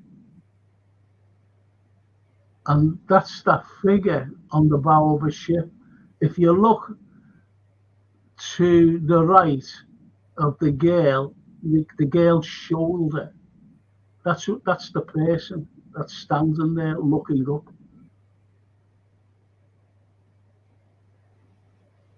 Looking up at that object. It's incredible. Like, Love why Love would you paint that and put it in your work if you hadn't seen it? Yeah, you're the artist, you know. You're not going to put something in that you've never seen before in your life, because you can't make it up. You No. can't make any. Well, in this day and age, we've got so much in printed material, and books and magazines and stuff like that, and movies. But in the 1400s, you know what I mean? That's like, No, it's impossible. Yeah. Because you have to put things in that you see. It's all right doing birds, because you see them, but that's not a bird. That's huge. Yeah. That's huge, and as I said, that figure that's looking up, shielding his eyes or her eyes. Well, it looks like a fella. Shielding the eyes from the sun as they observe that particular. This flying ship. Yeah. And as I said, it's like anything. It's all right, you know. We've seen pictures, you know, going back to, you know, the likes of Da Vinci, the likes of Angelo, these wonderful artists, and you know, other people, and they've got things that are there right through the ages.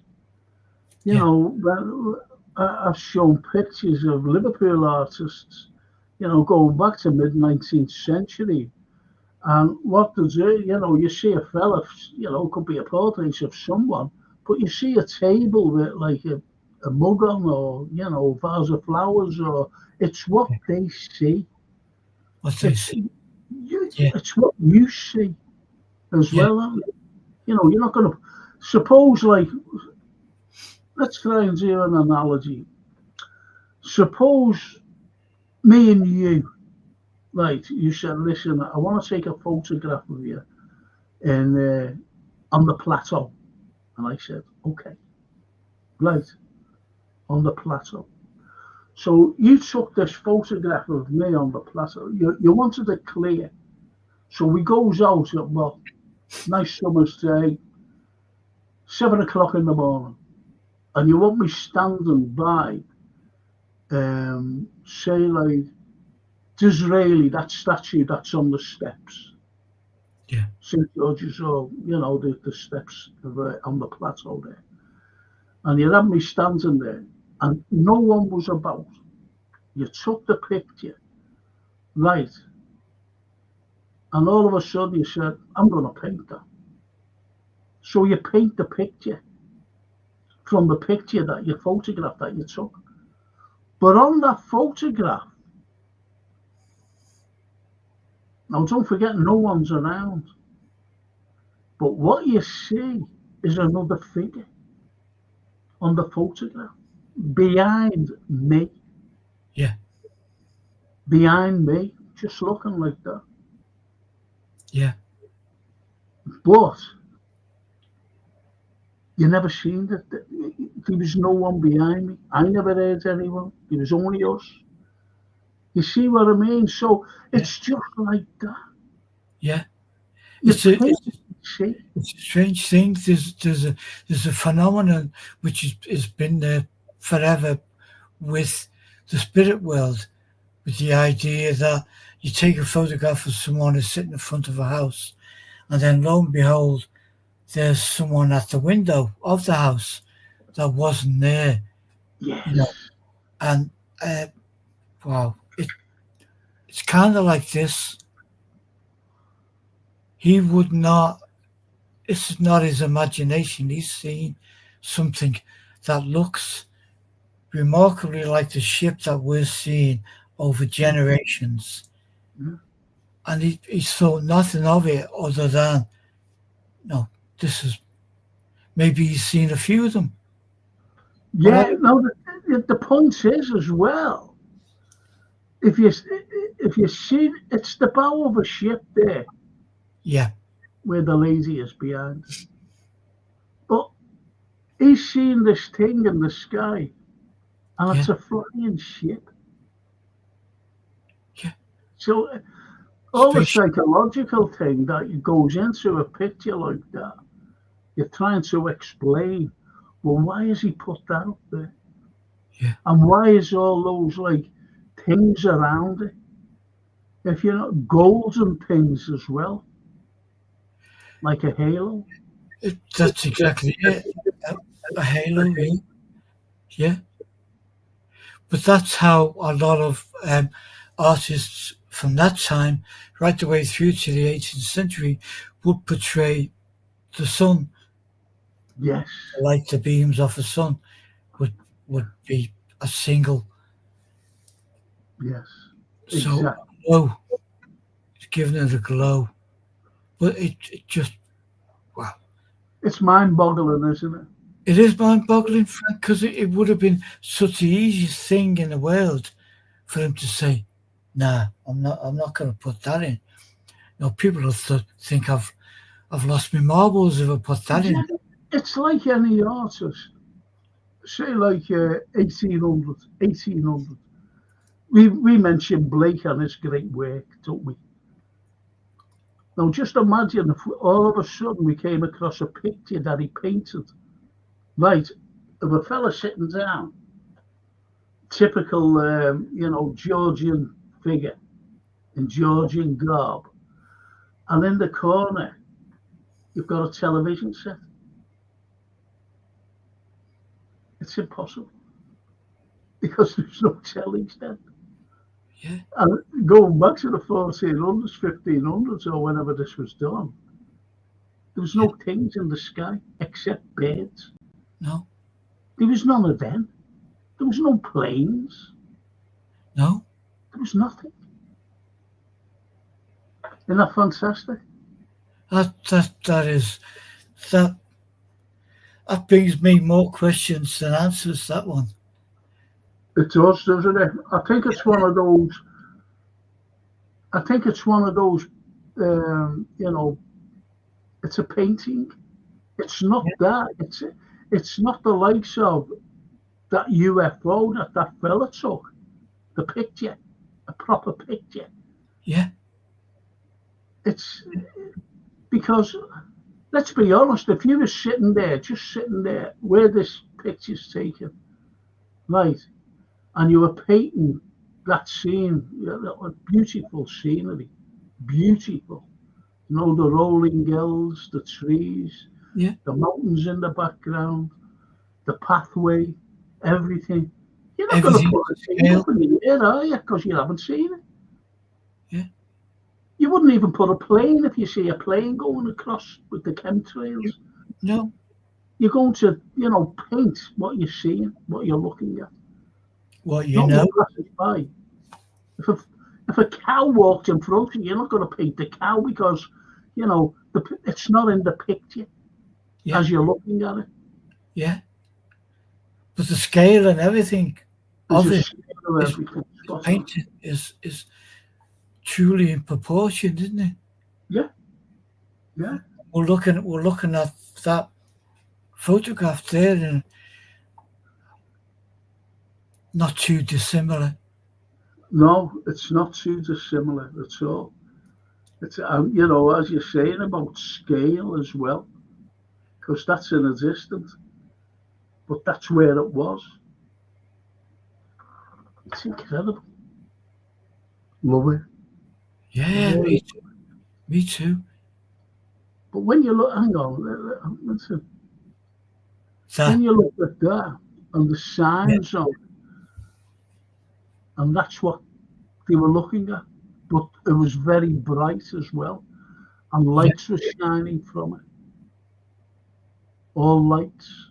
So there you have the sun radius of Yeah. it, the brilliance of it. And every soldier on that Air Force personnel were told not to say anything. It's just like that Gordon Cooper. He was told not to say anything. It's just like Buzz Aldrin, who had a 50-year ban on him to say anything. 50 years. It's like our royal family. There's a 30-year ban on anything. And I remember the old Queen Mother, when she died, there was letters. There were letters from her. And they only said, we're only printing these because someone went to research and what they were researching about was Edward VIII's wife, Wallace Simpson. Yeah. And that was banned. No one can actually look at them particular letters. Nobody can look at them. They haven't even given a time limit on them. And I've always said that the likes of Elizabeth I was a man. Yeah. I've come out and said that. And I keep saying it, and, to me, she was a man. There's just too much proof to say that she was a man.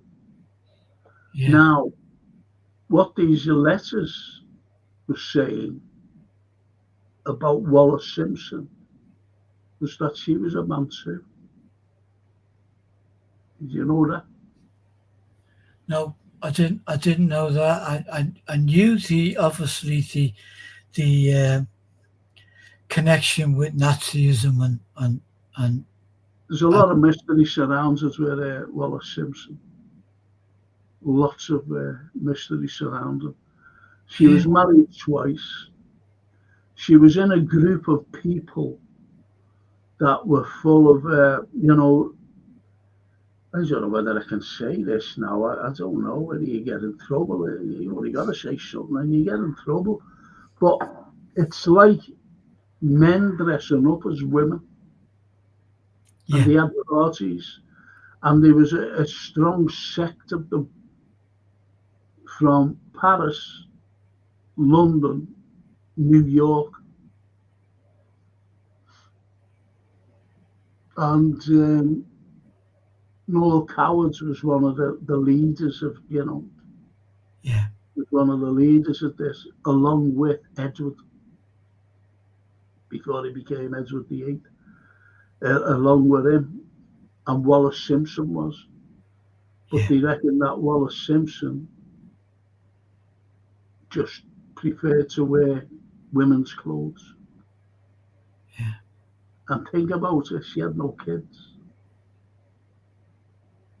And they're like two ex-husbands were told not to say it, because if they would have said anything, they would have been brought up for their sodomy.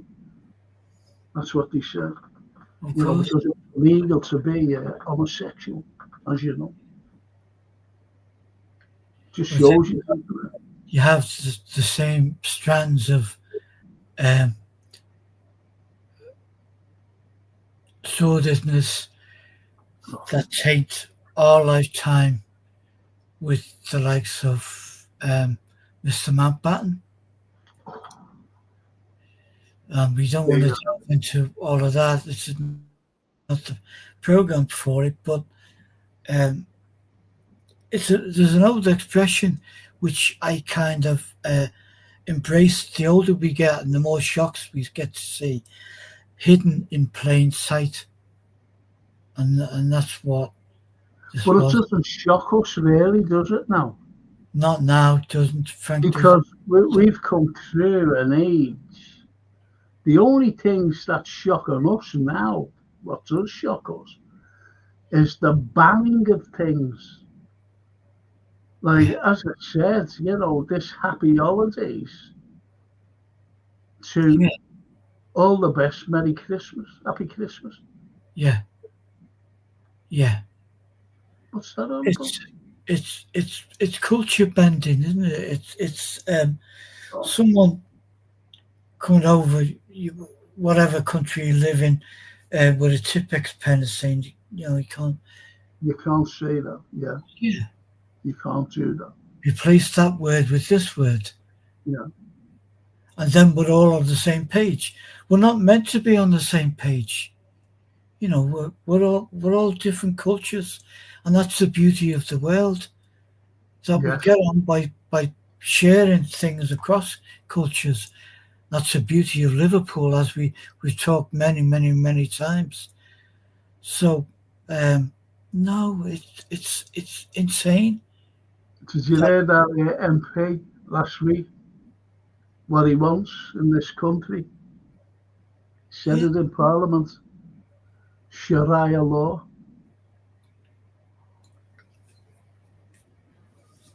I couldn't believe that.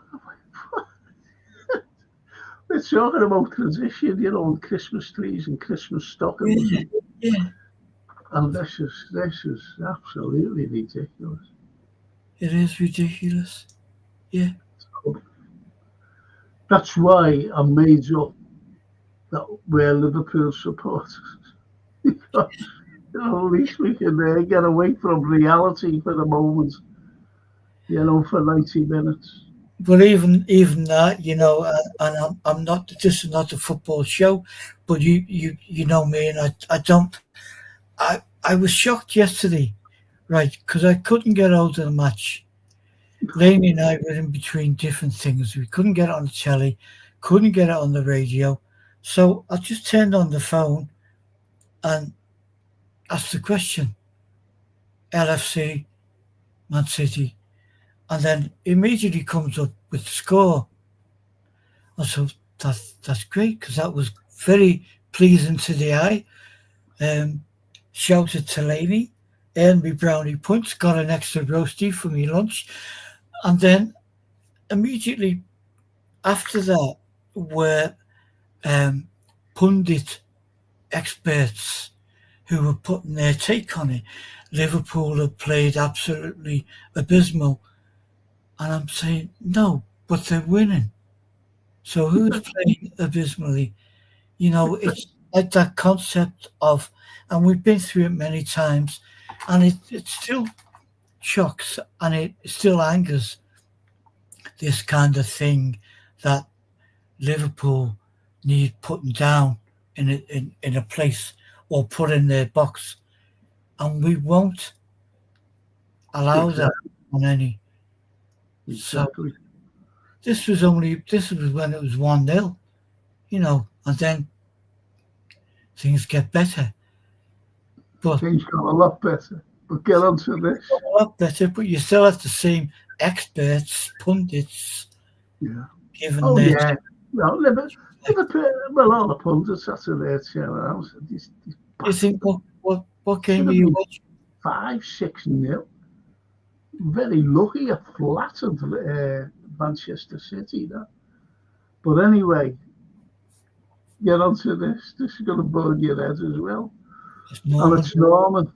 Oh, I was Funny you thinking, saying that then. I was talking to someone about Xmas plays for kids the other day, and how sad they no longer have a religious play anymore with the birth of Christ celebrated, because it offends people.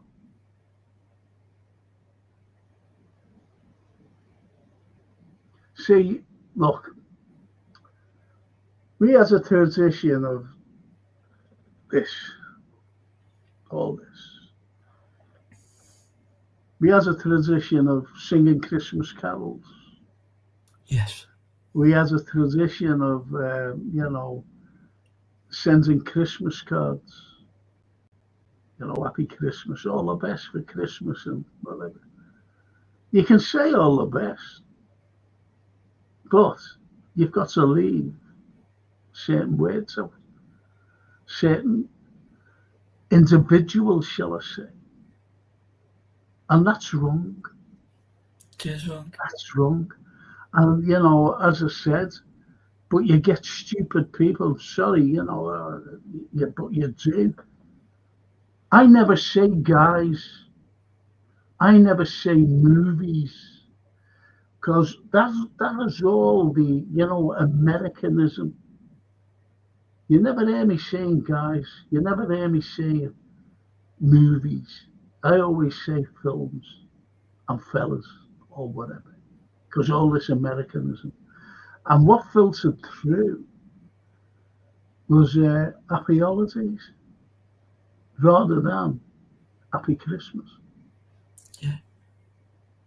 And that's wrong. We would say happy holidays last week in July, first week in August. Exactly when you're going on a holiday. Have a happy holiday, yeah. Have a great holiday. Yeah, that's it. That's it. You know, Christmas is happy holiday. Get out of it. It's Christmas. John Lennon sang about Xmas war as well, if you want it. Yeah. One of my favourite carols, that. Yeah. One of my exes, she said, every time I hear it, she said, you know, at Christmas, so this is Christmas. She said, it just reminds me of you in the middle of July, getting a shave or something. So this is Christmas. And what have you done? He's the greatest peace activist I've ever known. Yes. And natural. Yeah. Just. The Beatles were great, you know, but McCartney, you can't even take McCartney out the weekend, out of the equation. Because when they were, we spoke about this before, when they went to a theatre in America and it was sold out, and they said, we're not doing it, where's the blacks? Where's the black people? And they remember they wouldn't perform unless there was black audiences. Yeah. Black people mixing. Georgia. You know, think about it. Just think it. This is the 60s. These are 4 young lads in the 20s. Yeah. They were only in the 20s. Yeah. These were spouses. Yeah. Anyway, Norman says, I kid you not here. I know for a fact that train announcers are now being told not to say, ladies and gentlemen on the tannoy. Just say them or they again in case of offending. What a modern world we live in. Cold? Just cold? It's nuts. Yeah. It's absolutely nuts. I was talking to our Francine, the other week, and I said, woke kills me. I said, I don't. She said, oh, wait, Dad. I said, no.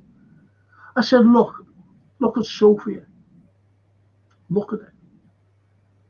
Just imagine her going to the toilet, and there's fellas in there, walking in after it. How would you feel? And she said, oh, wait, Dad, you had to say something like. I said, but this is what it's about, Francine. This is what it's about. I remember being out, I'm going back years ago. And I was with one of my exes. And we went into Lisbon. Standing there, and the next day I go out, I'll never forget it. I had a silver grey suit on. And I look lovely. I look lovely. Goes into the toilet. Now, I'm going years ago. And this fella, or girl, whatever, comes in, lifts the dress up, and starts having a pee. Well, it was a fella. And you can imagine what I did. Right next to me. And I came out flustered. And I had, as I said, the silver grey suit on, but it was all splashed and everything all over it. I said, I'll have to go home. I said, I can't walk it out. And the lady said, you're all. I said, no, I can't fucking walk around like this. I said, look at me. Mad, isn't it? It's a mad world. But it's just going like that now. And like, women, like fellas who are transgender, competing with women in boxing and things like that. And that's why we have legislation of refereeing in sporting events. No. But you've got like yesterday, Big Virgil came out and Walker, Man City with the armbands around, and it's at the rainbow. Yeah. Inclusion. Think about inclusion. You might have women playing in the team. The game's already being ruined with VAR and bent referees and everything else. And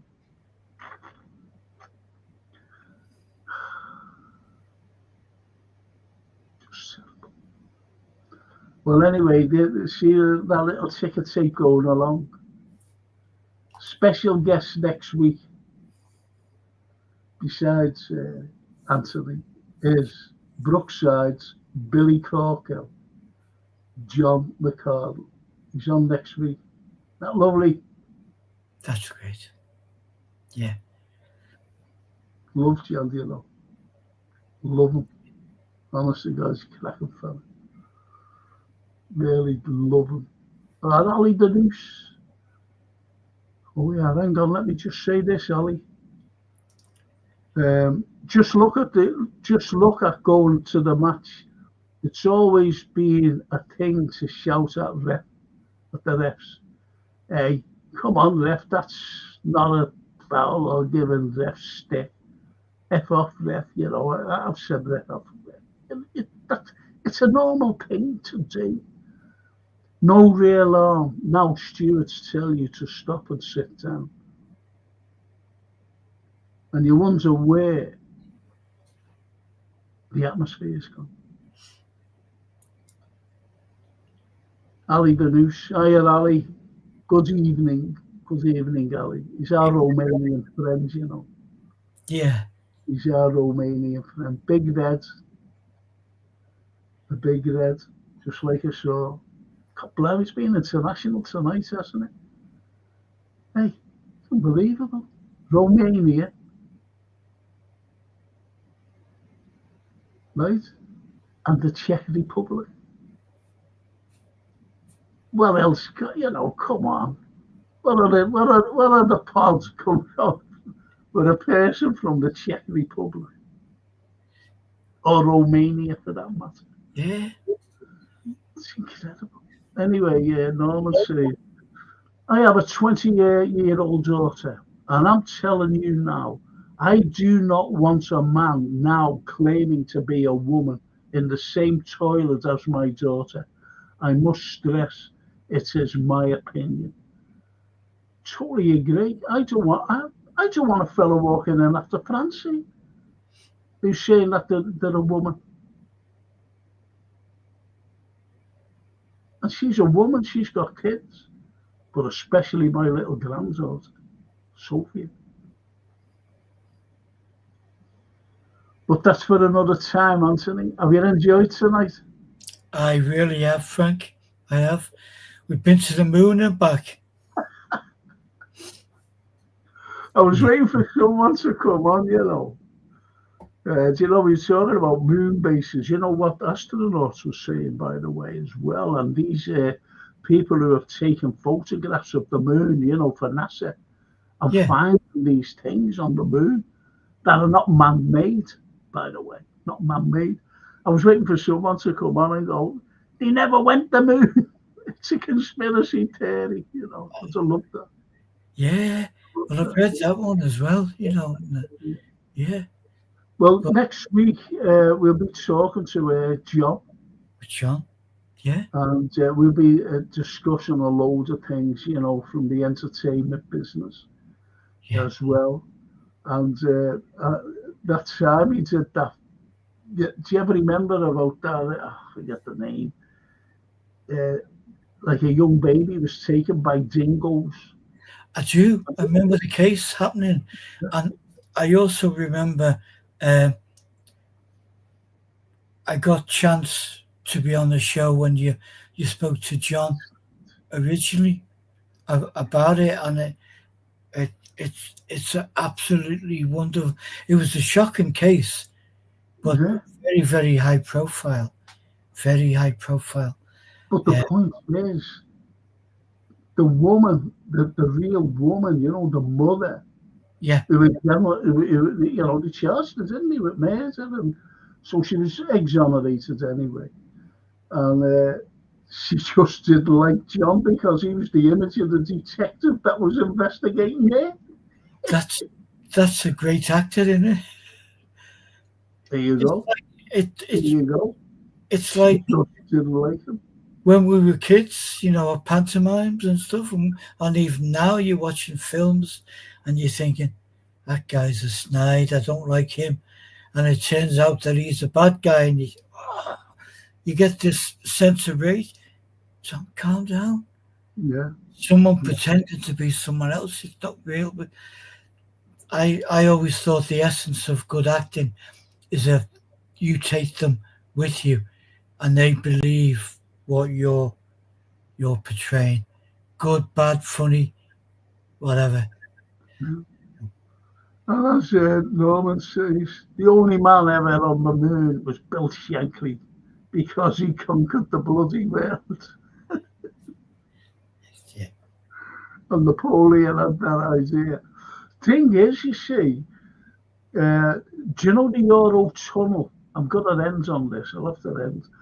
Do you know the Euro Tunnel, Yeah. Anthony? Yeah. Do you know who had the first idea of that? A Euro Tunnel? Napoleon. For trade. He said, let's build a tunnel. Napoleon's got all the wrong, you know, it's all propaganda against Napoleon. All he wanted to, he didn't want to go battling with everyone.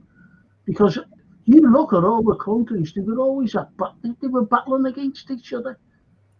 Yeah. They were battling against, all he wanted was like a common market, you know, for trade. Yeah. Sorry. But they all turned against him because he was French and it says he was a dictator and everything else. But that's the way it is. And hey, Frank and Anthony, I'd love to hear your thoughts on Lord Lucan on one pod. Always being interested in that. The fella who killed his wife, you mean, and the maid or the servant. And there's been a fascinating documentary on TV recently. The son of the poor lady who was murdered tracked him down, where he's been living as a Buddhist monk in Australia. Now, I haven't seen the whole documentary program, so I can't comment, but it is absolutely fascinating, the thought that it is him and he could be there. Just look, do you know, like today or yesterday? Yeah. There was a fella who had so many charges against him, and really devious charges as well. And Joe Biden gave him a pardon, and that was his own son. Yeah. Because the laptop, you know, the laptop that was being investigated has everything on it, all the corruption, you name it, was all on it, all the documents, everything. Wow. And who was involved in that was Joe Biden himself. So that can't be, that's it now, it's finished. It's shocking, the corruption. They're above the law. Lord Lucan is above. He got him out of the country. Come on. Yeah, yeah, yeah, You gotta understand. yeah, Lord Lucan. yeah. I'll do that, Norman. I'll do that. I'll do that one. I'll do that with my conspiracy theories, because I'm doing conspiracy theories now, and it's all historical stuff. That's why I was doing the UFOs tonight.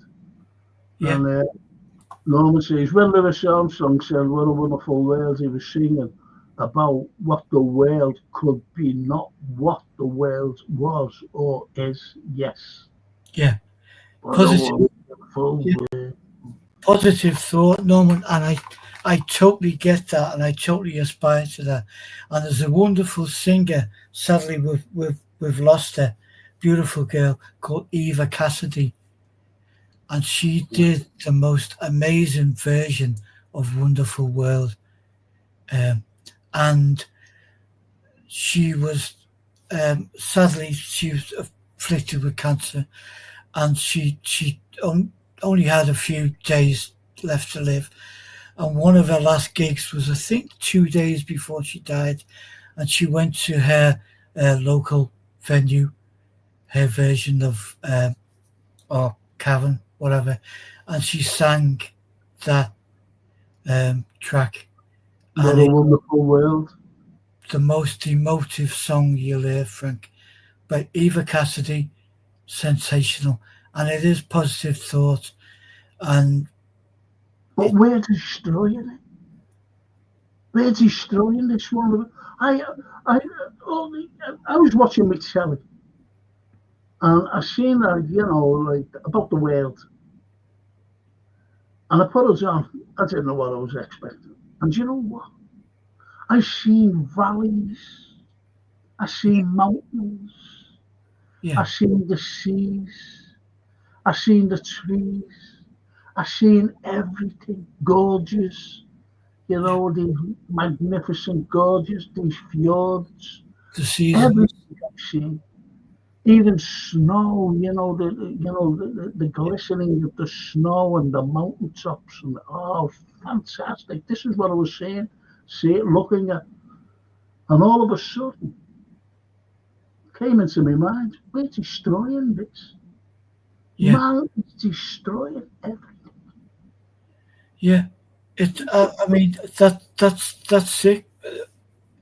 The thought of that, and why we do it, and need is money and power and governorship, ownership of something you can't really own. But I happen to think that the earth is going to be still beautiful to look at long after we are gone. That's if there's because we were talking the other night on one of my shows, yeah, and it's the way. Look, going back to the First World War. Let's just say the First World War, Yeah, where there were big bombs and shells and everything. That was the beginning of it, and I yeah, was shaking the earth. So then you had the Second World War, right? So you had bigger bombs shaking the earth. Then all of a sudden, you had two bombs, atomic bombs, that were dropped on Nagasaki and Hiroshima. yeah, Right? Now the point I'm trying to make is about this is this. Once they hit Earth, now they don't hit Earth, I'm sorry. It explodes above the Earth. It doesn't hit the Earth itself, these bombs. They just explode in the air, and it sucks everything up. But it disrupts the Earth itself. It just, yeah, the crust of the Earth, the crust. That's what it involves in. It crumbles up, right? So you've got that. Then after the Second World War, you had all these nuclear, forget the atom bomb, they're going around testing atom bombs. These powerful countries, they were testing atom bombs. Then all of a sudden it came out that the nuclear things, hydrogen bombs. Now, Yeah. before they were being tested, the ozone layer, besides the crust of the air, that was being destroyed. It was being destroyed. It was like open and little. Instead of being that thick, it's gone like this. But there's holes in the ozone layer. Yeah. There's holes. Anyway, then you have these nuclear testing. But they're not only testing them on the ground, but they're testing them in the sea. There's been loads of them. How many's been going on? You know, these tests, loads of them. And it's affecting the axis. Yeah. You know, they're talking about climate change. This is what it's all about. All these, you've just seen the Russians. They've got a missile, ballistic missile, that is unstoppable. And Putin's warned everyone. He said, and he sent one up to a place called Dnipro in Ukraine, and he dropped these things. But they go right into the ground. They don't explode when they hit the ground, you know. They go right into the ground and explode underneath. And it destroys everything underneath. And say it's a city, right? So you're underneath, and if you survive underneath, because everything gets destroyed underneath. But if you come out on top, if you're lucky enough to survive it, and where you're seeing your city, it's all rubble. It's dust, not rubble. It's dust. Nothing is there. It's gone, and that's not even a nuclear missile, the nuclear warhead.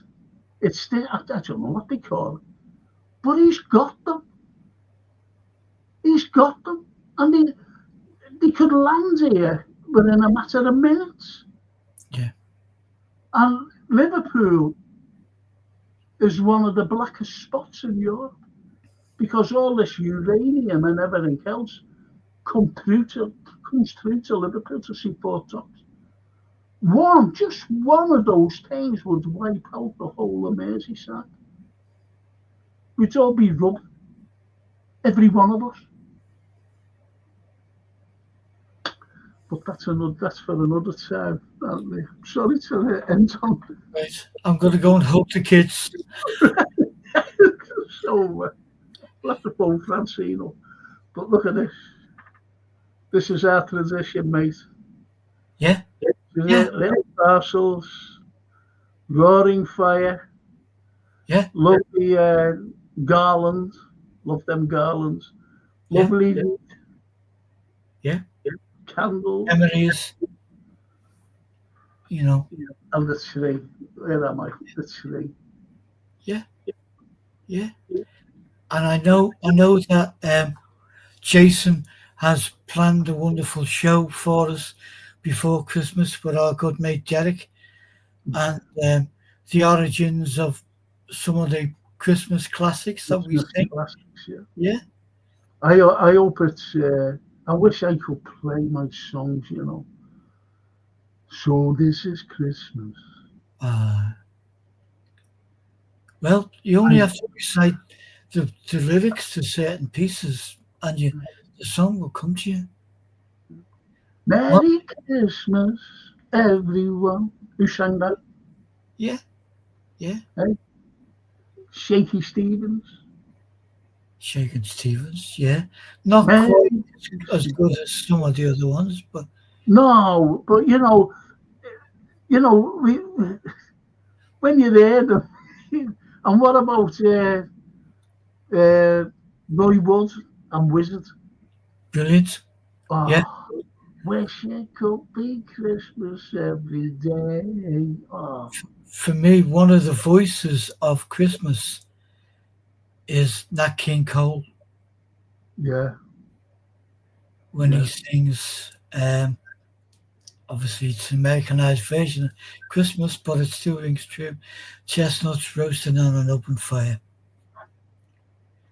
Yeah. So on. It's that sends you to sleep though, or if you've got a glass of scotch and you just That's the one. So you can't go to sleep then because you're holding your bill. Exactly, but you know it's there, isn't it? You know, and the other one I love, which is a poem, but it's wonderful the way it was given, the treatment, and we all sing it every year. It's there. Is she's the sister of the pre-Raphaelite painter, Dante. Oh, Dante. And she wrote Christina Rossetti. Yeah, in the bleak midwinter. Oh yeah. As a poem, but as a carol, as a Christmas song that comes out, it so takes me to think of Dickens. Yeah. It encapsulates everything that he wrote. Is it just one theme track I could hear in the bleak midwinter, which is quite heavenly as a carol. Love it. Yes, it is. And do you know that I've seen Dante's tomb? Yeah. I've seen his tomb. I've seen Leonardo da Vinci's tomb. I've seen Michelangelo's tomb. And do you know where they all are? In one church called Santa Croce in Florence. And it's not a big church, you know. It's not a great big thing that you'd expect. And all the tombs in it, popes as well. Beautiful. Wow. Yeah, look at this. I'll just finish on these here. Oh, brilliant, Frank. I look forward to that, my friends. Yeah, that's the thing. I'll do that for you. I'll do that, mate. Definitely. About Lord Lucan, that is. Yeah. And nobody has abused it more than the Americans. Please don't misunderstand me. Lots of lovely Americans, but oil, war, all these things are used. Yes, of course. That's all it is. It's all money. It's the oligarchs. All the money. Erosion of cliff edges are evaporating. Hydraulic action. All are decreasing fast. We are interfering with things that are meant to be left alone. We are getting more flooding than ever. And he carries on by saying, Frank, I'm staying in yours, and one of them prezzies better be the lead title. Money's garden all around us. Merry Christmas, Everton. Do you ever remember that song?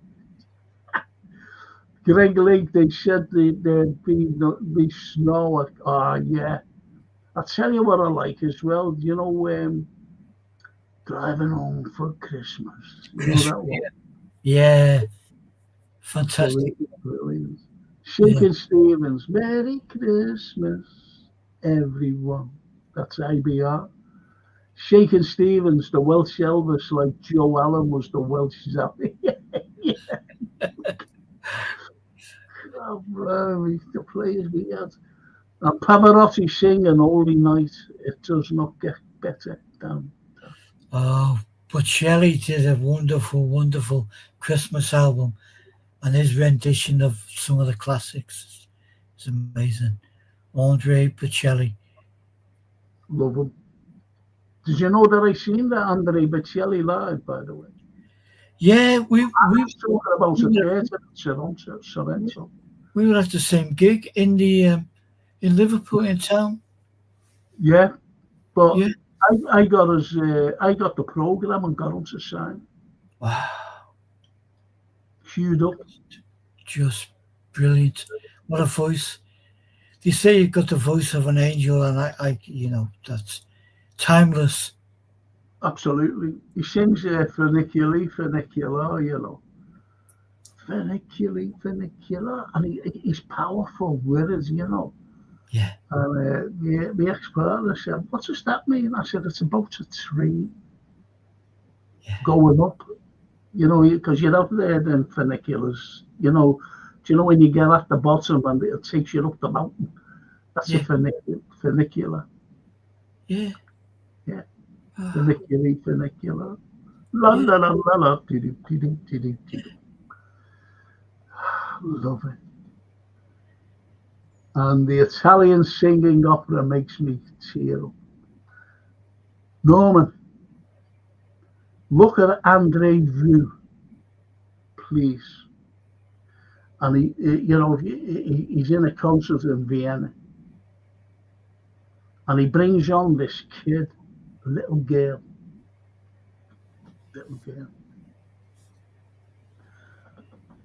and she sings "O mio bambino." If you want to cry, you feel like crying, listen to her singing that. "O mio bambino." That big she is. She had a. It even makes me emotional now. It's fantastic. And if it doesn't bring a tear to anybody's eyes, this child singing "O mio bambino." Poof. And you see the audience, and they're crying. And at the end, it's amazing, that child. "O mio bambino."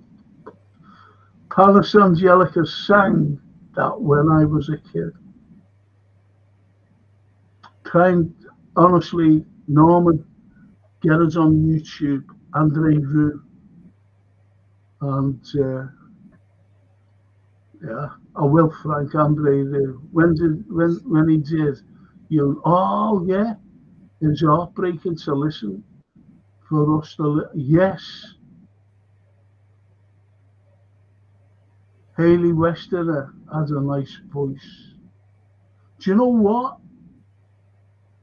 It was only a couple of weeks ago they sent me and chat, IBR and Norman. It was incredible what I listened to.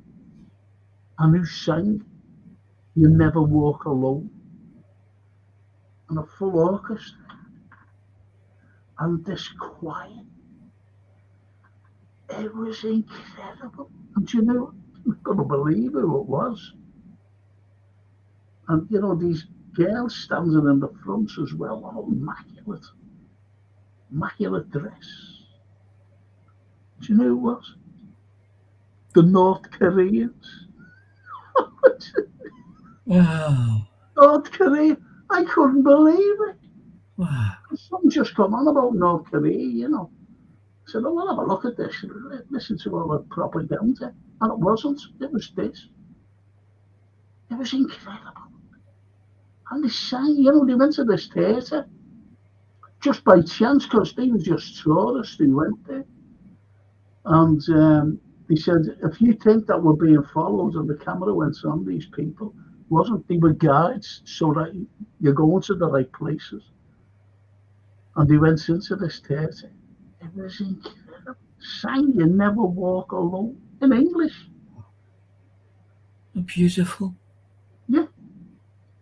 Yeah. But could you imagine over 120,000 people singing "You'll Never Walk Alone" in Australia when Liverpool were over there? It was incredible. You're right there, Australia. Right. Anthony, mille grazie per stasera. Right. I love variety show. I love the variety in Frank's show. The wealth of knowledge is brilliant from chat. A great artist on the panel and a great historian. Really, it's like the history lesson. Oh, thank you. Thank you, Norman. Honestly, I do appreciate the comments. It's lovely. And don't forget this, when you want to search this fella, my mate there, he Yeah. likes Scotch. Guys, Search Anthony Brown it's on Instagram or Google for Anthony Brown artist. That's who you've got to. And also, I have to give great thanks to Gap Painting Services, who sponsor the Frank Carlyle Show. They really do. If you need something done, please get them in. There's the number. You can get it on everything that what you see on there. You can always get the number. And if you're an old, I'm saying pensioner, but if you're an elderly person, please, if you're in retirement age, put it that way, get them in. Don't struggle. Don't try and struggle trying to do it yourself. Get the professionals in. And these are brilliant people, in and out, best class job, fully insured. The lads, they're fully insured and time saved. There's time saved, lads, no cowboys. And you get a special discount. And that goes for our wonderful NHS workers too. Just get them in. Don't struggle. Please get them in. And even if you're not in that category of NHS or being one of our senior citizens, get them in because they're reasonable. Don't struggle. Please don't struggle. So I have to thank Gap Painting Services for sponsoring the Frank Carlyle Show. I have to thank that gentleman there, Mr. Anthony Brown, my mate. Thank you. My little mate who we have a good chat now and again, don't we? We have a great chat, Frank, and it's wonderful to learn. That's the greatest thing I ever read is life is for learning. Yes. And Sir Francis Bacon, he said, reading maketh the man. That's what he said. Reading maketh the man. And that was Francis Bacon. Did you know that he was the MP for Liverpool? In 1584. Yeah, wow. Yes, MP. He was disqualified from the court of Elizabeth, and his demotion was MP for Liverpool. And do you remember when what's his name, Heseltine got demoted, and he became Minister of Merseyside? So anyone who's gets thrown here have either been demoted or sent to Coventry, if you know what I mean. Yes. Absolutely. Anyway, it's just for me to say a big thank you to all the chat, especially to Jason, because without Jason, there'd be honestly, there wouldn't be none of this. I can't do it. Anthony can't do it. Yeah. What he does, when he put that up, know what I mean? This is what he's like. Just blew me away there. He just, that's what he does. He just sees it. We talk about banger, and I don't know he's putting it up, by the way, honestly. Oh, it's strange. There's not a box there where you can see his face, but no, people, he's with us. He's with us all the way. Except the football. He's not with us. He just doesn't like football. He said, have you got a thing tomorrow night? I said, yeah. He said, I suppose you've got a post-match, haven't you, on Wednesday? Because Liverpool. I said, yeah. So anyway, thank you, the chat, because without you people, there'll be no Frank Carlyle Show, because it'll be a waste of time. It really will. Thank you. Hope to see you all tomorrow night for the football show, we'll be talking about the Manchester City game. We'll be talking about the Real Madrid game as well. Those two games. And we still haven't played anyone yet. If you know what I mean. And no one says, thanks, Jason. It is much appreciated from us all, my friend. Isn't it? Yeah. Hey, grazie, Franco and Antonio. Yes. Grazie mille, idea. Grazie mille. Yeah. A domani, stasera, a domani, sera. Ci vediamo. I'll see you all tomorrow. See you soon tomorrow night. Thank you, Anthony. See you later, mate. You take care. Take care. Love to Lainey. I will. Defo, Pastor.